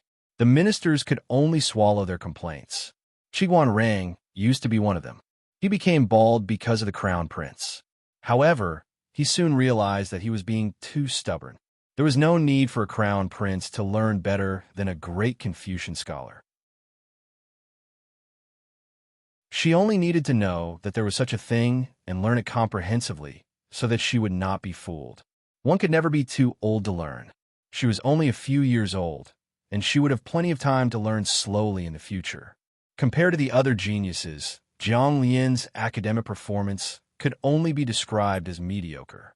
However, this crown prince had the qualities of an excellent heir. She had her own opinions on how to judge and use people. The rarest thing about her was her temperament. She was neither arrogant nor impetuous, modest and gentle, but not weak. Jiang Lian was a very patient person. This could be seen from the time when Jiang Lian followed Yin Lin to the south to punish corruption and cheating cases at the age of 10. Although she was young, her actions were frighteningly steady. With Yin Lin teaching her how to set up schemes, her mind was so complicated that others could not see through her. She was full of schemes. Rang was speechless. His Majesty was a person who wrote arrogance on his face. Now that he was older, he had to restrain himself. The second prince could not wait to carve the word lazy on his face. He did not have much of a presence since he was young. The first prince, she had an honest face. On the surface, the word harmless was written on her face. When she cut open her stomach, it was full of black liquid. How did the honest and lovely first prince of the past become a scheming, smiling tiger in the blink of an eye? Did she grow up in a bad way? Rang and the other old ministers expressed their concern. But this is good. There are many civil and military officials in the court who are easy to deal with. If the first prince does not learn to be as smart as his Majesty, how can he control the ministers? Rang and Feng played chess. Occasionally, the two princes were mentioned. Naturally, there was a lot of discussion. Although the first prince did not have much talent in learning, his practical ability was top-notch. After he officially entered the court at the age of 13, every case he handled was praised as beautiful. This made the old ministers feel much more at ease. It was settled. Feng said, "I feel that the second prince is more unfathomable." The second prince was synonymous with lazy. She did not work hard, but no one could say that she was incompetent. From Feng point of view, the second prince seemed to be hiding her strength and biding her time. It also seemed like she was hiding to avoid arousing suspicion. At first, they were worried like everyone else. Worried about what? They were worried that the two princes would start a fight for the throne when they came of age. Not long after, the first prince was appointed as the heir apparent, and the second prince was conferred the title of a king. The second prince even took the initiative to ask for the title of virtuous. More than once, she expressed in public that her lifelong wish was to assist her elder sister. To be honest, the relationship between the two sisters was abnormal. It also made Feng wonder if there was some conspiracy behind such a harmonious relationship between the royal family. Throughout history, were there any lack of quarrels between brothers and fratricidal strife? His Majesty only had 2 children. If one of them was killed, the other would be the next emperor. How could the 2 of them be indifferent to such a great temptation? The second prince protected the first prince in all ways, and the first prince pampered the second prince in all ways. Every time, she looked like she was saying, "You can say what's wrong with me. I can listen humbly and change seriously, but you can't say anything bad about my sister." The first prince had great self-restraint, but if anyone said anything bad about her sister, she would attack them without hesitation. As Feng watched the situation unfold, he was a little worried that the imperial family was about to have a scandalous scandal. Until the second prince had just come of age, but she had already taken away his cute youngest son, Feng. Feng was finally relieved. Great, the second prince was still a man. She was not gay. Something didn't seem right. Rang had the same feeling as Feng. Feng, the prodigal son, could be deceived by Feng for a while, but Rang was very smart. He quickly realized that something was wrong with his son. On the day that he realized something was wrong, Rang returned home with a gloomy face. He asked for the family discipline and openly waited for his unfilial son to come home. Weisher was scared when she saw this. What happened to Ji-er? His eldest son and several daughters were all serving as officials elsewhere. The only one by his side was his youngest son, Shi. Rang's sudden anger must have something to do with his youngest son. This unfilial son. He had led the crown prince astray. Even 10,000 deaths would not be enough to atone for his crime. Weisher was frightened by this situation. She thought that her son was involved in the rebellion. After waiting for an hour in fear, Shi came back to see his old father with an ashen face. He was startled for a moment, then immediately understood something. The father and son went to the study and dismissed the servants. After confirming that there were no eavesdroppers, Rang angrily reprimanded his son. "Who instructed you to seduce the emperor?" She was speechless. Was it his fault that he was good-looking? "Father, I don't understand. When did I seduce the emperor?" Rang felt that he needed some medicine. How dare you say that you didn't do anything about you and the first prince? She said, the first prince is the emperor, and I am the subject. How can I be a subject who seduces the emperor? She said calmly, Her Highness and I are devoted to each other. Although we are the emperor and the subject, I have never misled Her Highness into doing anything wrong. Rang said, Her Highness is young. She doesn't know the depth of the matter. How can you not? She was speechless. Her Highness was 3 years older than him. However, even if he reminded his father would have other excuses. He was probably a fake father. The atmosphere between the father and son was a little stiff. She said hesitantly, Why can't I? Why not? She said, Father taught me to be loyal to the emperor since I was young. I dare not forget for a moment. I have been reminding myself to put Her Highness first all these years.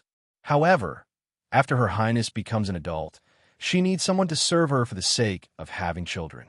It is very dangerous for a woman to give birth. It is hard to guarantee that the royal father does not have the ambition to usurp the throne and replace her. Why should I let Her Highness worry about such things? Bear these risks? Rang was a little confused. Speak slowly and let him digest it. What do you mean? She said, I will be loyal to Her Highness all my life. Even if I have children with Her Highness, I will never have any disloyal thoughts of usurping the throne.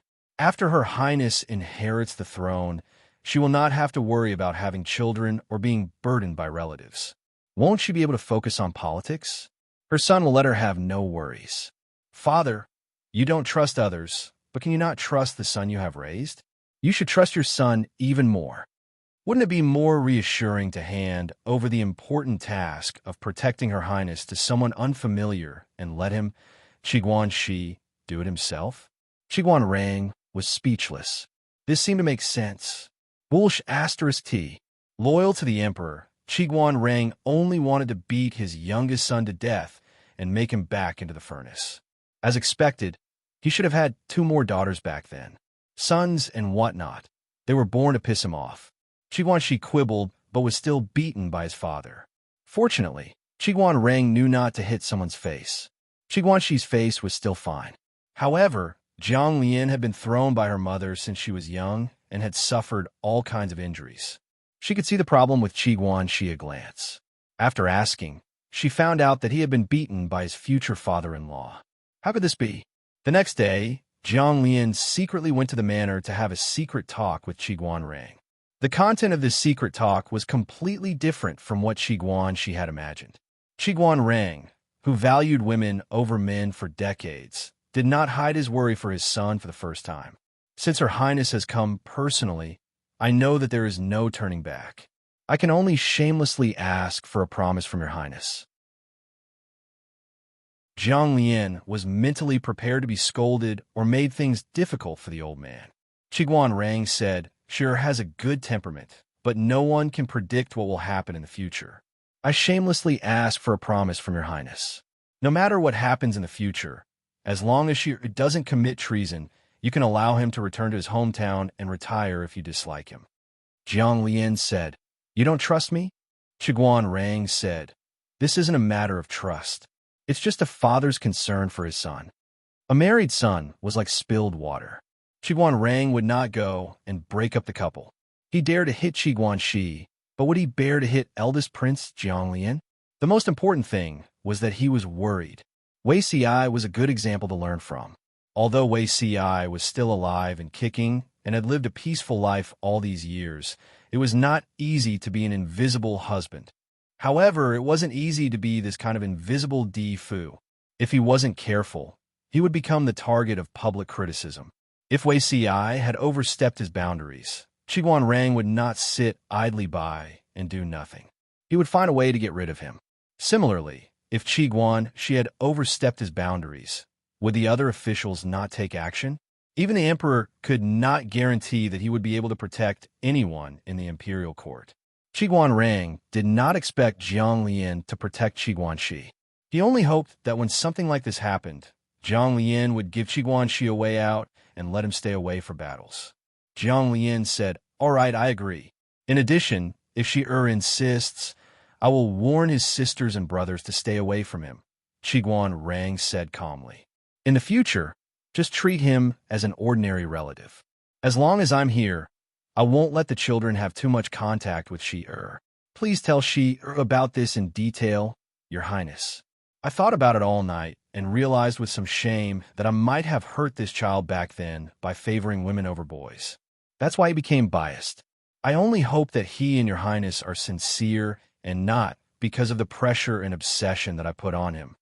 When Jiang Lian mentioned this to Qiguan Shi said seriously, it's not obsession or pressure.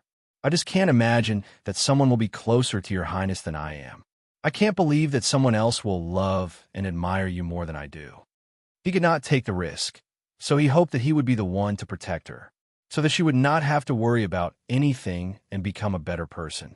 The future emperor, who would go down in history, hoped that her descendants would praise and admire her when they mentioned her. This was the greatest achievement that Qiguan Shi could imagine. Jiang Lian smiled. Yes, I know.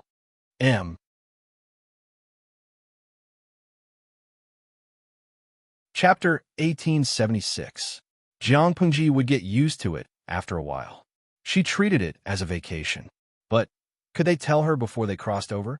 Could they talk about the landing spot? She closed her eyes and opened them again. She found herself in the locker room of a stranger. The door opened in the next second. It was even more awkward. Both inside and outside, a dozen men in their 20s and a red-haired woman in the locker room looked at each other. The atmosphere was a little strange. After a while, one of the extremely handsome men asked, "Who are you? How did you get into our locker room? Was he a fanatic fan or a thief? If you don't answer, we'll call for help." Jiang Pengji raised her eyebrows. The man's words seemed to be the official language of Jiang Dynasty's era. Did she cross over to the future of Jiang Dynasty's era? Jiang Pengji blinked and replied in an unpracticed language, "I don't know how I got here."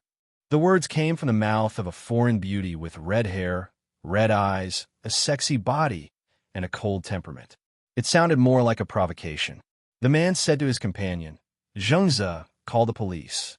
The young man called Zhengze had dyed blonde hair. He was tall and healthy, and his muscles were strong. "Xiaoyang, should we call the police now?" "Yes." A strange foreign woman appearing in the locker room of the national team was reason enough to call the police. When Jiang Pengji heard their conversation, her expression cracked for a moment. Zhengze, Xiaoyang, Yang Tao, Yanlin? What a coincidence. The two young men in jerseys had the same name as an old acquaintance. Jiang Pengji had lived a long life in that world, but she was too cruel to her body when she fought against the villain Tian Bao. She only lived for a few years after she abdicated her throne and returned to the Federation. She didn't know what happened to other people, but Yang Tao and Yanlin had lived a long life. When she closed her eyes in that world, they were still full of energy and went swimming every winter to exercise.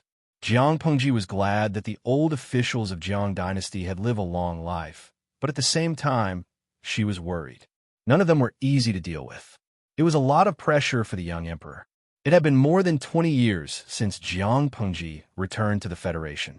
In other words, she hadn't heard the name of an old acquaintance for more than 20 years. When the two young men heard what she said, their expressions changed. "Who are you?" Jiang Pengji pointed at herself and smiled. "Me? My surname is Jiang." "Jiang." The two young men looked at each other and fell into a mysterious silence. The other teammates asked what was going on, and the young man named Xiaoyang found a passable excuse to help Jiang Pengji out of her predicament.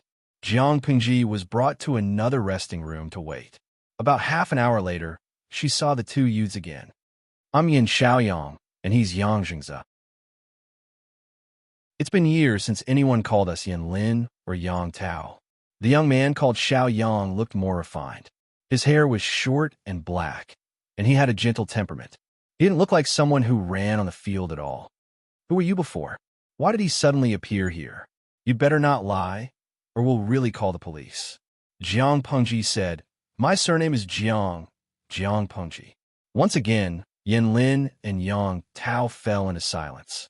The silent atmosphere was only broken when the three of them sat in the private room of the restaurant and served the dishes. Are you really? Emperor Jiang Chun, Jiang Pengji?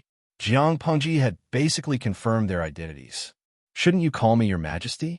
Whether it was the first or the second time, Yang Tao and Yin Lin had become her subjects, so it was normal for them to call her your majesty. Yin Lin curled his lips. The Jiang dynasty died a long time ago.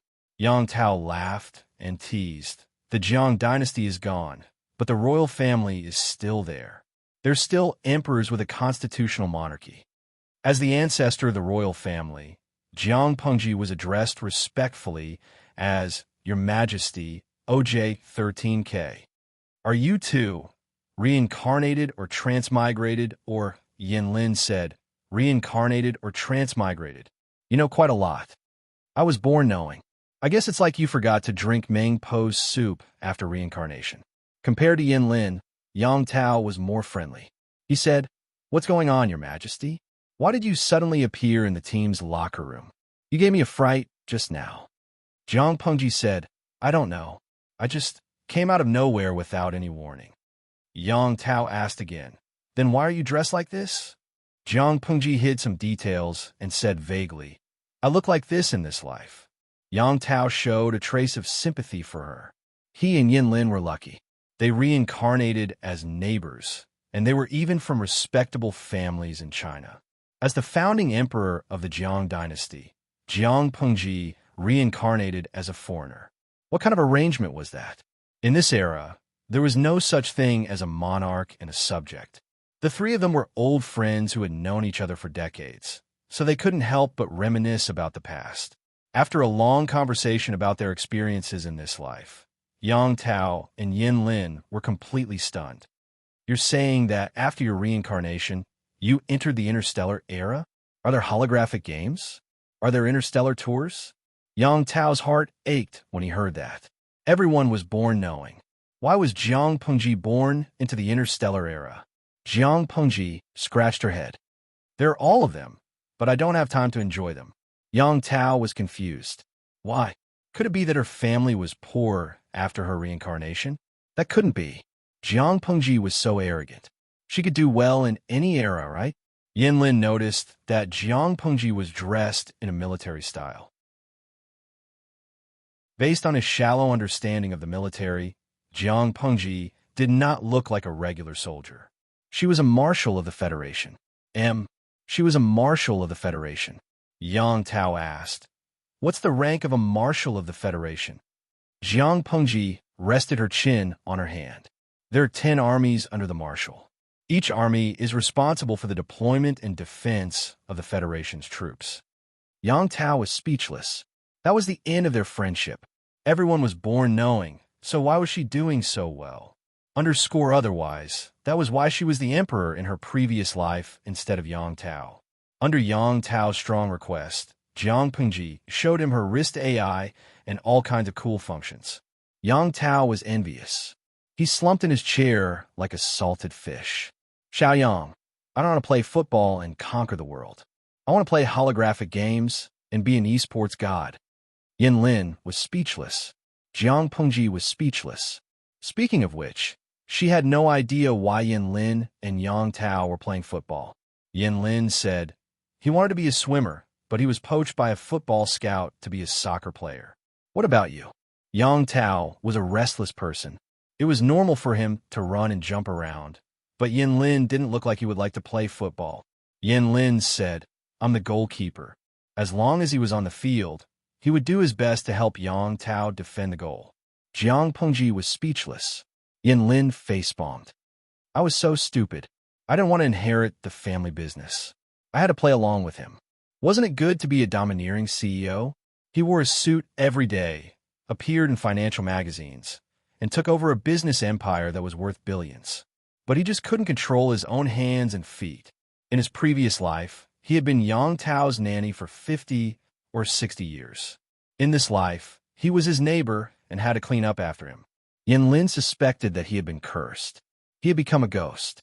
Even if he reincarnated, he wouldn't let go of his nanny. The only good thing was Yang Tao had a sister in this life. and she was Yin Lin's girlfriend. Jiang Pengji couldn't help but say, "They're not real brothers, but they're like real brothers." Yin Lin curled his lips. "Forget it. I can't even bear to look at the word brothers." She didn't know what the kids in the future thought. They wrote about Yin Lin and Yang Tao every day. They were straight men.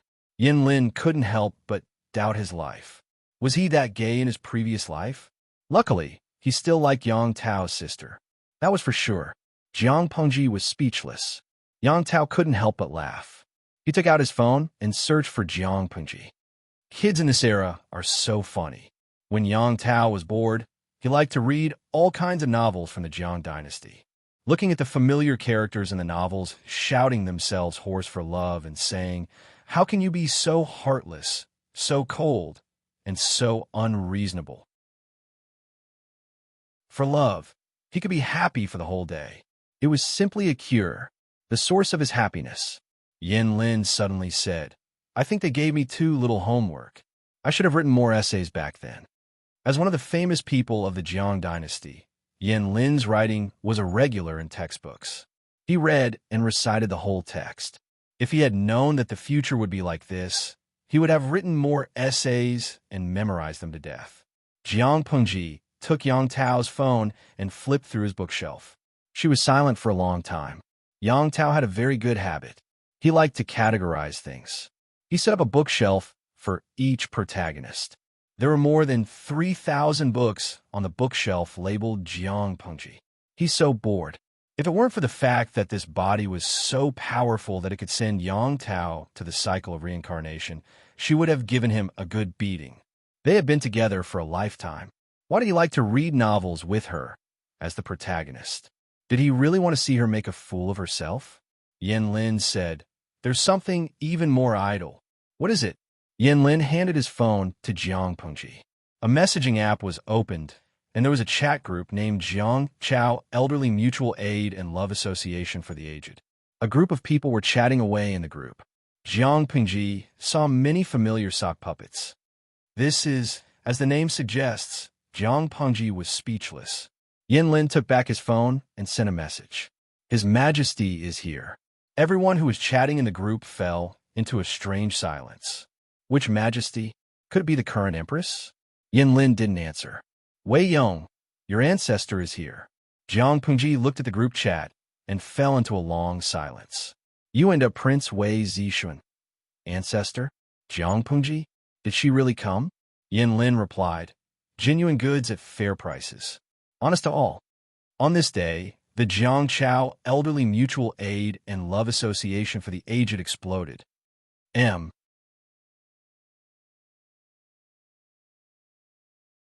Chapter 1877. Jiang Pengji looked at the group chat and couldn't help but look at Yin Lin. The people in the group. "Do you mean they all forgot to drink Mang Po's soup?" Yin Lin's face was solemn. If hell really exists and Mang Po's soup exists, then either Mang Po neglected her duty or she sold fake medicine. Zhengze and I were born knowing each other.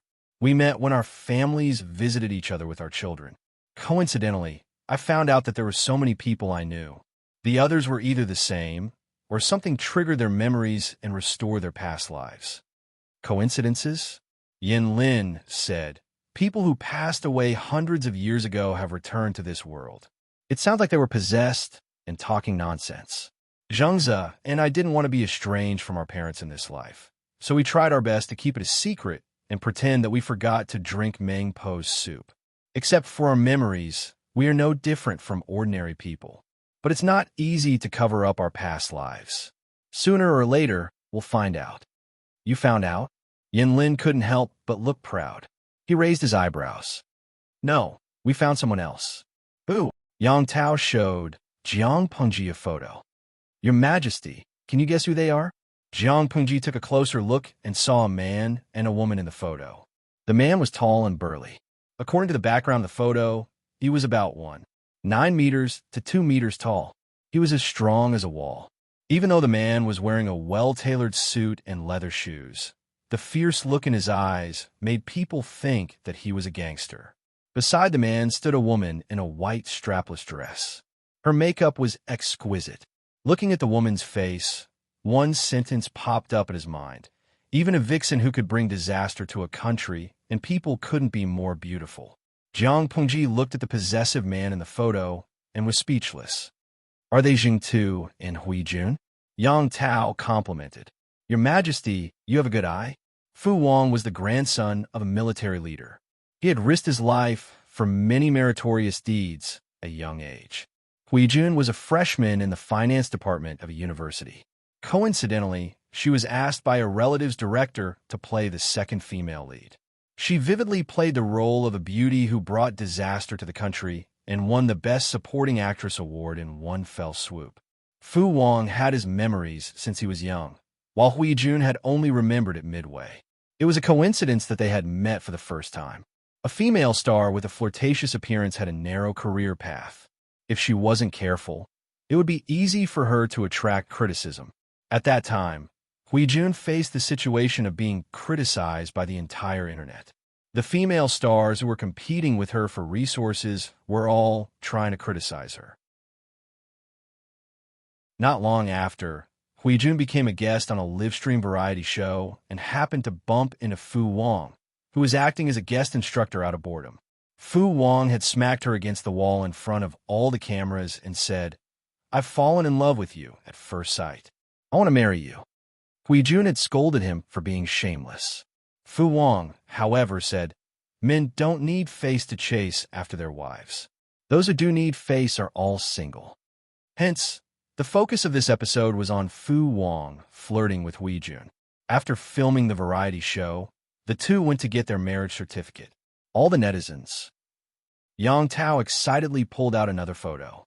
"Your Majesty, guess who this is?" Jiang Pengji took a closer look and realized that it was a short video. The scene was probably a lecture hall. A young and beautiful girl was proposing to a man. The man looked to be in his early 30s. He wore gold-rimmed glasses and had a mature aura. Judging from the background of the video, he should be a professor. The girl was a student. Jiang Pengji couldn't guess, but she could use the elimination method to guess blindly. Yu and Jingxian. Yang Tao gave her a thumbs up. "As expected of your Majesty, you guessed correctly." Feng Jin, the old antique, insisted that he was much older than Wei Jingxian and that it was inappropriate. He forced the young lady to come to his school with her identity card and propose in front of hundreds of students. The scene was very lively. They had been married for a long time in their previous lives. Could Feng Huayu really tolerate his reincarnated wife marrying another man? I think it's pretentious. Jiang Pengji, no. She felt that he was enjoying it. Didn't she notice that the man in the video was smiling when he was proposed to? Yang Tao seemed to like this guessing game. He showed Jiang Pengji another video. In the video, the young man was hugging the safety rope and said that he was afraid of heights. He wouldn't jump down even if he was beaten to death. I still have to work on a defense plan. Big CEO, please be generous and spare a poor lawyer like me. The girl was a little older than the young man. If the young man was a fresh meat, the girl was a ripe peach. Every move she made was full of mature charm. It seemed that they were bungee jumping. Jiang Pengji couldn't figure it out. Who were they? Even Han Yu wasn't that timid. Yang Tao said, "It's Han Wenbin and Mi Chu." They only remembered their previous lives after they got married. Jiang Pengji couldn't help but roll her eyes. She knew that Han Yu and Mi Chu were a married couple who didn't get married in the first place. They didn't look like a married couple at all. How did they end up together in this life? Yang Tao explained, Wenbin was a young lawyer who had just graduated not long ago. He helped someone in a lawsuit and won. Big Boss Mi took a fancy to him. Big Boss said, "I can lose the lawsuit, but I have to sleep with this person. I want to sleep with him at first sight." TSK. Wenbin's face in this life is worse than in his previous life. Isn't it good to be in the entertainment circle? Why did he have to go down the road of no return? This was the story of a domineering female CEO who forced herself on a young lawyer. It originated from the lust in the court. Underscore, if Han Yu went to the entertainment circle, he would probably be a sugar daddy's sugar daddy. Jiang Pengji put her hand on her forehead. Who else? Yang Tao pulled out a wedding photo from the album. Jiang Pengji recognized who they were at first sight. Han Mei and Wan Er. Did they forget to drink Meng Po's soup? Or did they buy a batch of fake Ming Po's soup? Yang Tao smiled. Isn't it obvious? I can recognize them at first sight. Jiang Pengji was speechless. Li Yun's face was exactly the same as it was in her previous life. Only a blind man could not recognize him. In this life, Li Yun was born into a martial arts family. His ancestors had a deep relationship with the Xie family of the Jiang dynasty. When he met Shang Wanwan, she was still a 15-year-old high school student. She held it in until she was an adult before getting married. On the day of their wedding, Li Yun smiled like a fool. It was a waste of his peerless face that could make him work in the entertainment circle. Yang Tao had a lot of photos in his phone. Yang Jingrong is lucky in this life. He's the son of a coal boss. He has nothing else but money. As the son of a coal boss, Yang Si should be happy to see a rich second generation who cheats his father and flaunts his wealth. But he had become a live stream host. His hobby had not changed even in his previous life. It was the same in her previous life. He went south in his 60s just to eat oysters. Jiang Pengji was speechless. Shameful. It was so shameful. Where's Nongqin? Yang Tao said. Yang Jingrong was forced by his family to go on a blind date after he turned 30. She met General Jiang during the blind date. They were not going on a blind date with each other. Jiang Pengji was speechless. Yang Tao took out other photos and rambled on for a long time. There were dozens of people in the Jiang Dynasty Elderly Mutual Aid and Love Pension Association. Almost everyone in the Jiang Dynasty's generation was captured in one fell swoop. Jiang Pengji deeply sympathized with the current Jiang royal family.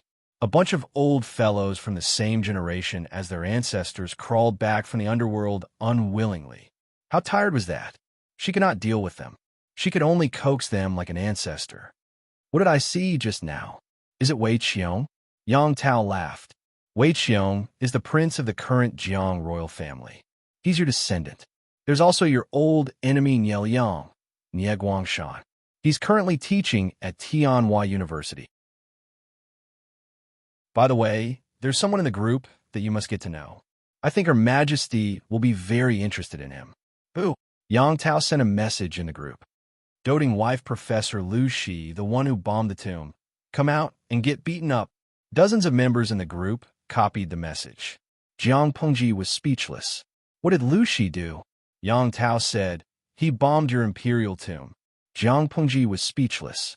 Yang Tao said, Your Majesty, I'm afraid you don't know that your imperial tomb is a 5-star tourist attraction in the country. We go there every year when we gather. Other gatherings usually went somewhere to sightsee, but they formed a group to visit Jiang Pengji's imperial tomb. They reminisced about the past and watched Her Majesty and a certain strange male corpse. Jiang Pengji was speechless. For all, these officials were all F***king fake. Yang Tao introduced the group of people and said regretfully, It's a pity that Zixiao and Wen Zheng haven't been found. Jiang Pengji snorted. Now, it was her turn to show off. Jiang Pengji used the cool AI to play 2 stereoscopic projection videos. A young man with semi-long hair was bending over the table, a drawing. He seemed to have noticed the gaze of the person who was secretly filming. He turned his head with a smile. Peng Peng. Yang Tao was speechless. Could this be Wei Zixiao? Jiang Pengji switched to another video. This time, the main character was a cold-looking young man. The style of his military uniform was the same as the one Jiang Pengji was wearing. Marshal, this is the document that was delivered today. Please approve it as soon as possible. Yang Tao looked at the unfamiliar face of the young man. He was a little confused. This was, Jiang Pengji said, Wen Zheng. Yang Tao was speechless. After a while, he broke down and said, Forget about Wei Zixiao. Why can Qiguan Wenzheng also reincarnate into the interstellar era? Jiang Pengji even showed Yang Tao the video of her family. She and Wei Ci stood in the middle. Her eldest daughter, Jiang Yin, stood on the right, and her son, Wei Song, stood on the left. The chubby girl, Jiang Lian, happily rode on her father's neck. She smiled and showed her bare gums. Wei Ci could only smile bitterly. He grabbed her feet with one hand and supported her back with the other. Jiang Pengji's transmigration lasted for 3 days. When she saw her old friends in this life, she let go of all her burdens, sang loudly, and had a party. All the regrets of her previous life and this life were released in a party. When Jiang Pengji woke up, she returned to the familiar world. Only the images stored in the AI told her that the few days she experienced were not a dream. Jiang Pengji wiped her face and sent a message to Wei Xiai. Wei Xiai had just finished class. The students had not left. Zixia, I miss you. Wei Xiai blushed when he heard that. The students are still here. Jiang Pengji said, I know, but I miss you. Wei Xiai said, I'll get off work and go home in a while. Jiang Pengji said, I know, but I want to hear you say that you miss me too. Wei Xiai could only say, yes, I've been thinking about you. The students were speechless. A few hours later, the two topics were trending. Hashtag, what did we do wrong? Why does Marshall feed us dog food every few days? Hashtag, the federal conspiracy to urge marriage. Hashtag.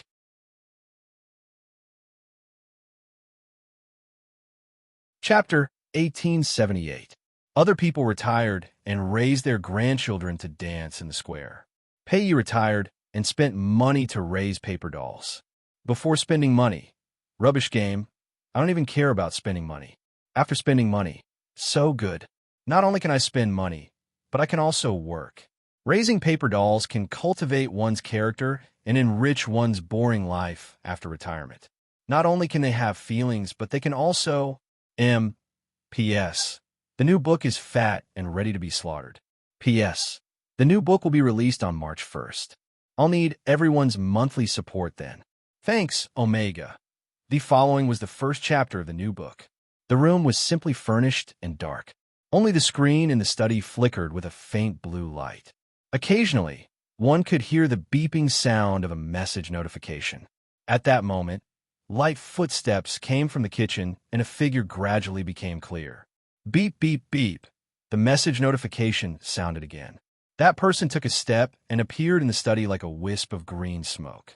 She was so fast that she left behind a series of afterimages. She took a sip of her freshly brewed instant drink and placed the panda mug on the study table.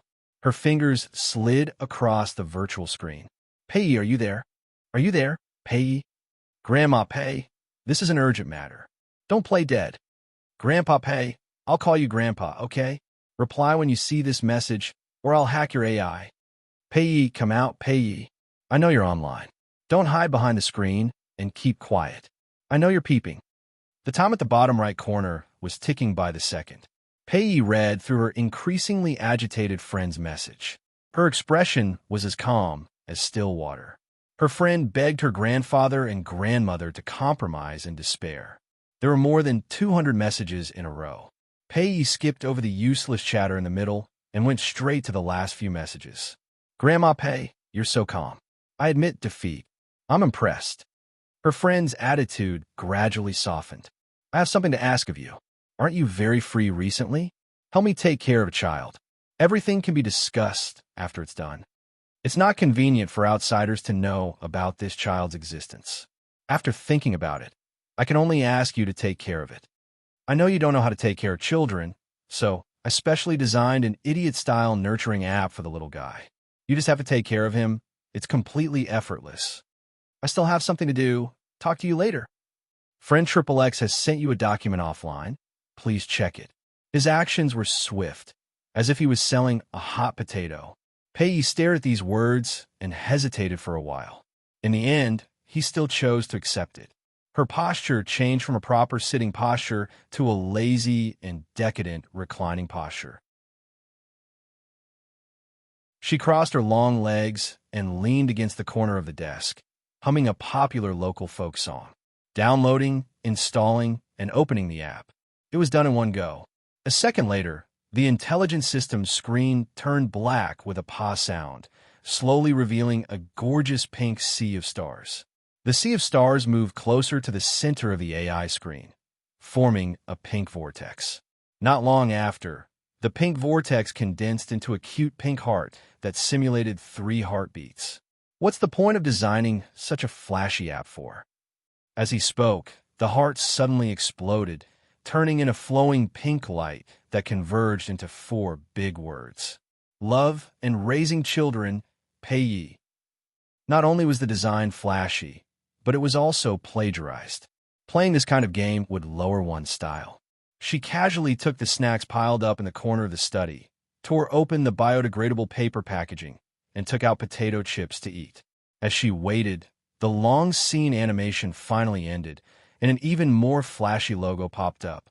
It was clearly an app that was privately made.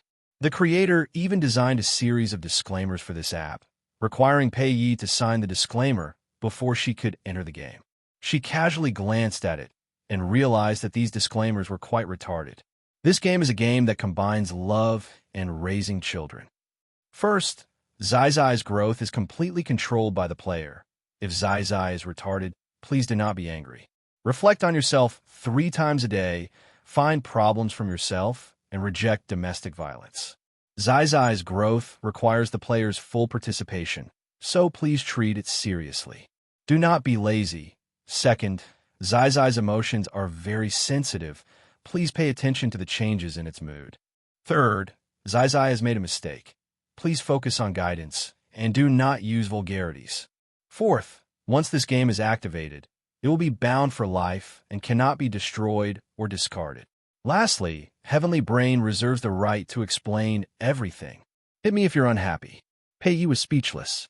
She wanted to buy a ticket to the Central Planet right now and destroy that guy's nest. Why did he have to be coquettish in front of her? Pei did not look at these retarded terms in detail. She clicked agree at the end, signed her name according to the procedure, and bound the account. As the melodious background music played, the game finally began. Pei casually clicked, skipping the boring tutorial for new players. Compared to the fancy animation and logo, the game interface was surprisingly simple. The screen showed a simple room. The 4 walls were all grayish-white. A closed frosted window, a closed door, a wooden table, a wooden stool, and a fancy egg on the wooden stool. There was nothing else. The egg was really fancy, with a rough count of more than 20 colors, as messy as a child's doodle. She poked the egg, and a name box popped up on the screen. Please name Zai-Zai or your lover. Since it's called Zai-Zai, let's call it Zai-Zai. This game setting really made her speechless.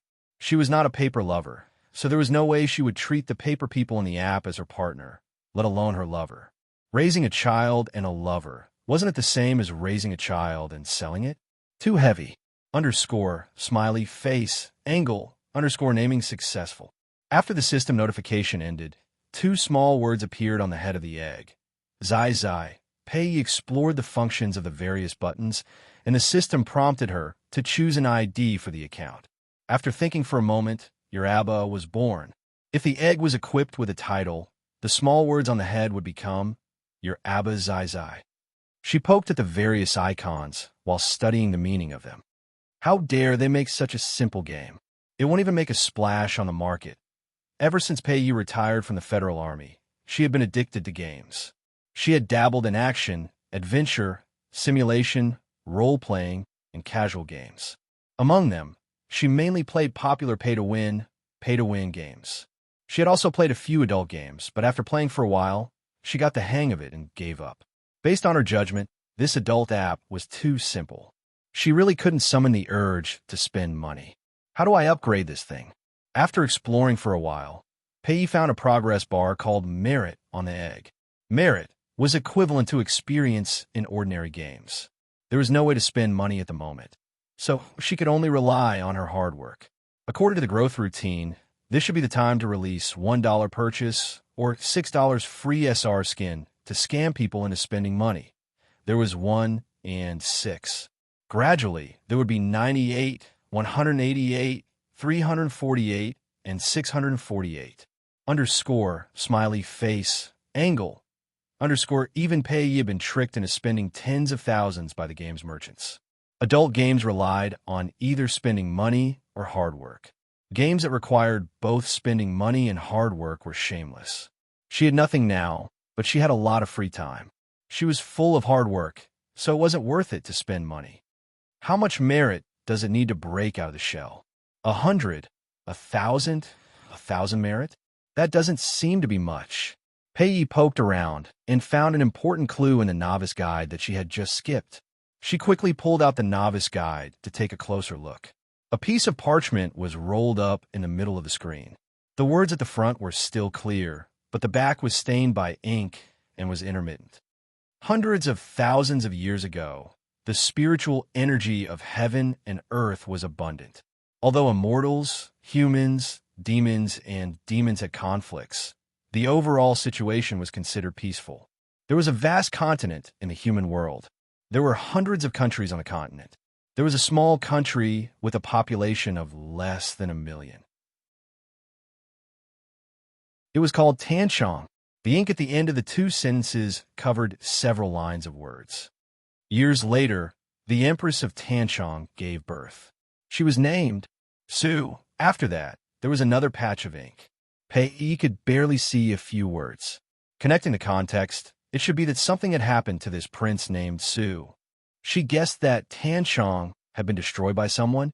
After the country was destroyed, Su darkened and did something that angered the heavens and people. In the end, the heavenly Tao was furious and cast a curse. Unless Su cleared the countless negative karma on her, she would never be able to be free. In the end, Su's soul turned into this egg. Players needed to hatch the egg and accompany Su to earn merit and luck to help Su wake up. Pei only had one thought after reading it. Was shoddy game background. It was a lousy setting. She could find a bunch of similar free materials at any time.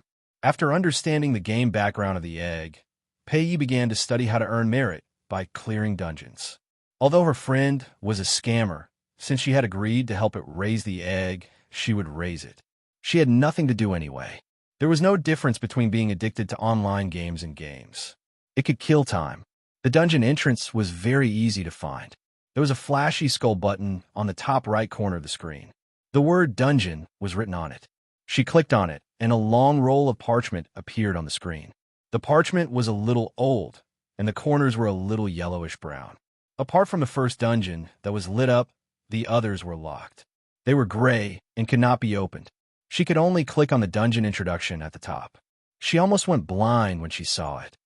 Why did a 70-year-old woman die tragically on the streets? Why did hundreds of sows scream every night? Why did the condoms in the convenience store get stolen? Why did the underwear in the girls' dormitory get stolen? What was the hidden reason behind the theft of the dormitory bedsheets? Who was behind the flowery youth's anus? Behind all of this, was it the distortion of human nature or the degeneration of morals? Please pay attention to this dungeon channel. Let your Abba lead us into the hearts of demons and ghosts to explore the unknown world.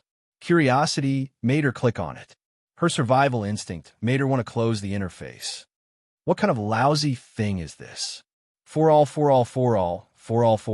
Pei felt like her IQ was being rubbed against the ground by her friend. She wanted to uninstall the game, but this lousy game was toxic. The interface actually froze at this moment. She even swiped to enter dungeon. There's such a thing? She didn't believe that her AI would even freeze when running the app, unless someone was secretly playing tricks. For example, the creator of this app. Pei locked onto the suspect, and several notifications popped up on the screen. Prepare to enter dungeon. Player, please get ready. Countdown 3, countdown 2, countdown. Enter dungeon. Have fun. The melodious sound of the game rang. Before Pei could react, her vision suddenly turned black, and she lost consciousness. Before she lost consciousness, she vaguely heard her friend's mocking laughter. All interpretation rights belong to Heavenly Brain. Hit me if you're not convinced. You're tuning in to the Romance Rendezvous YouTube channel.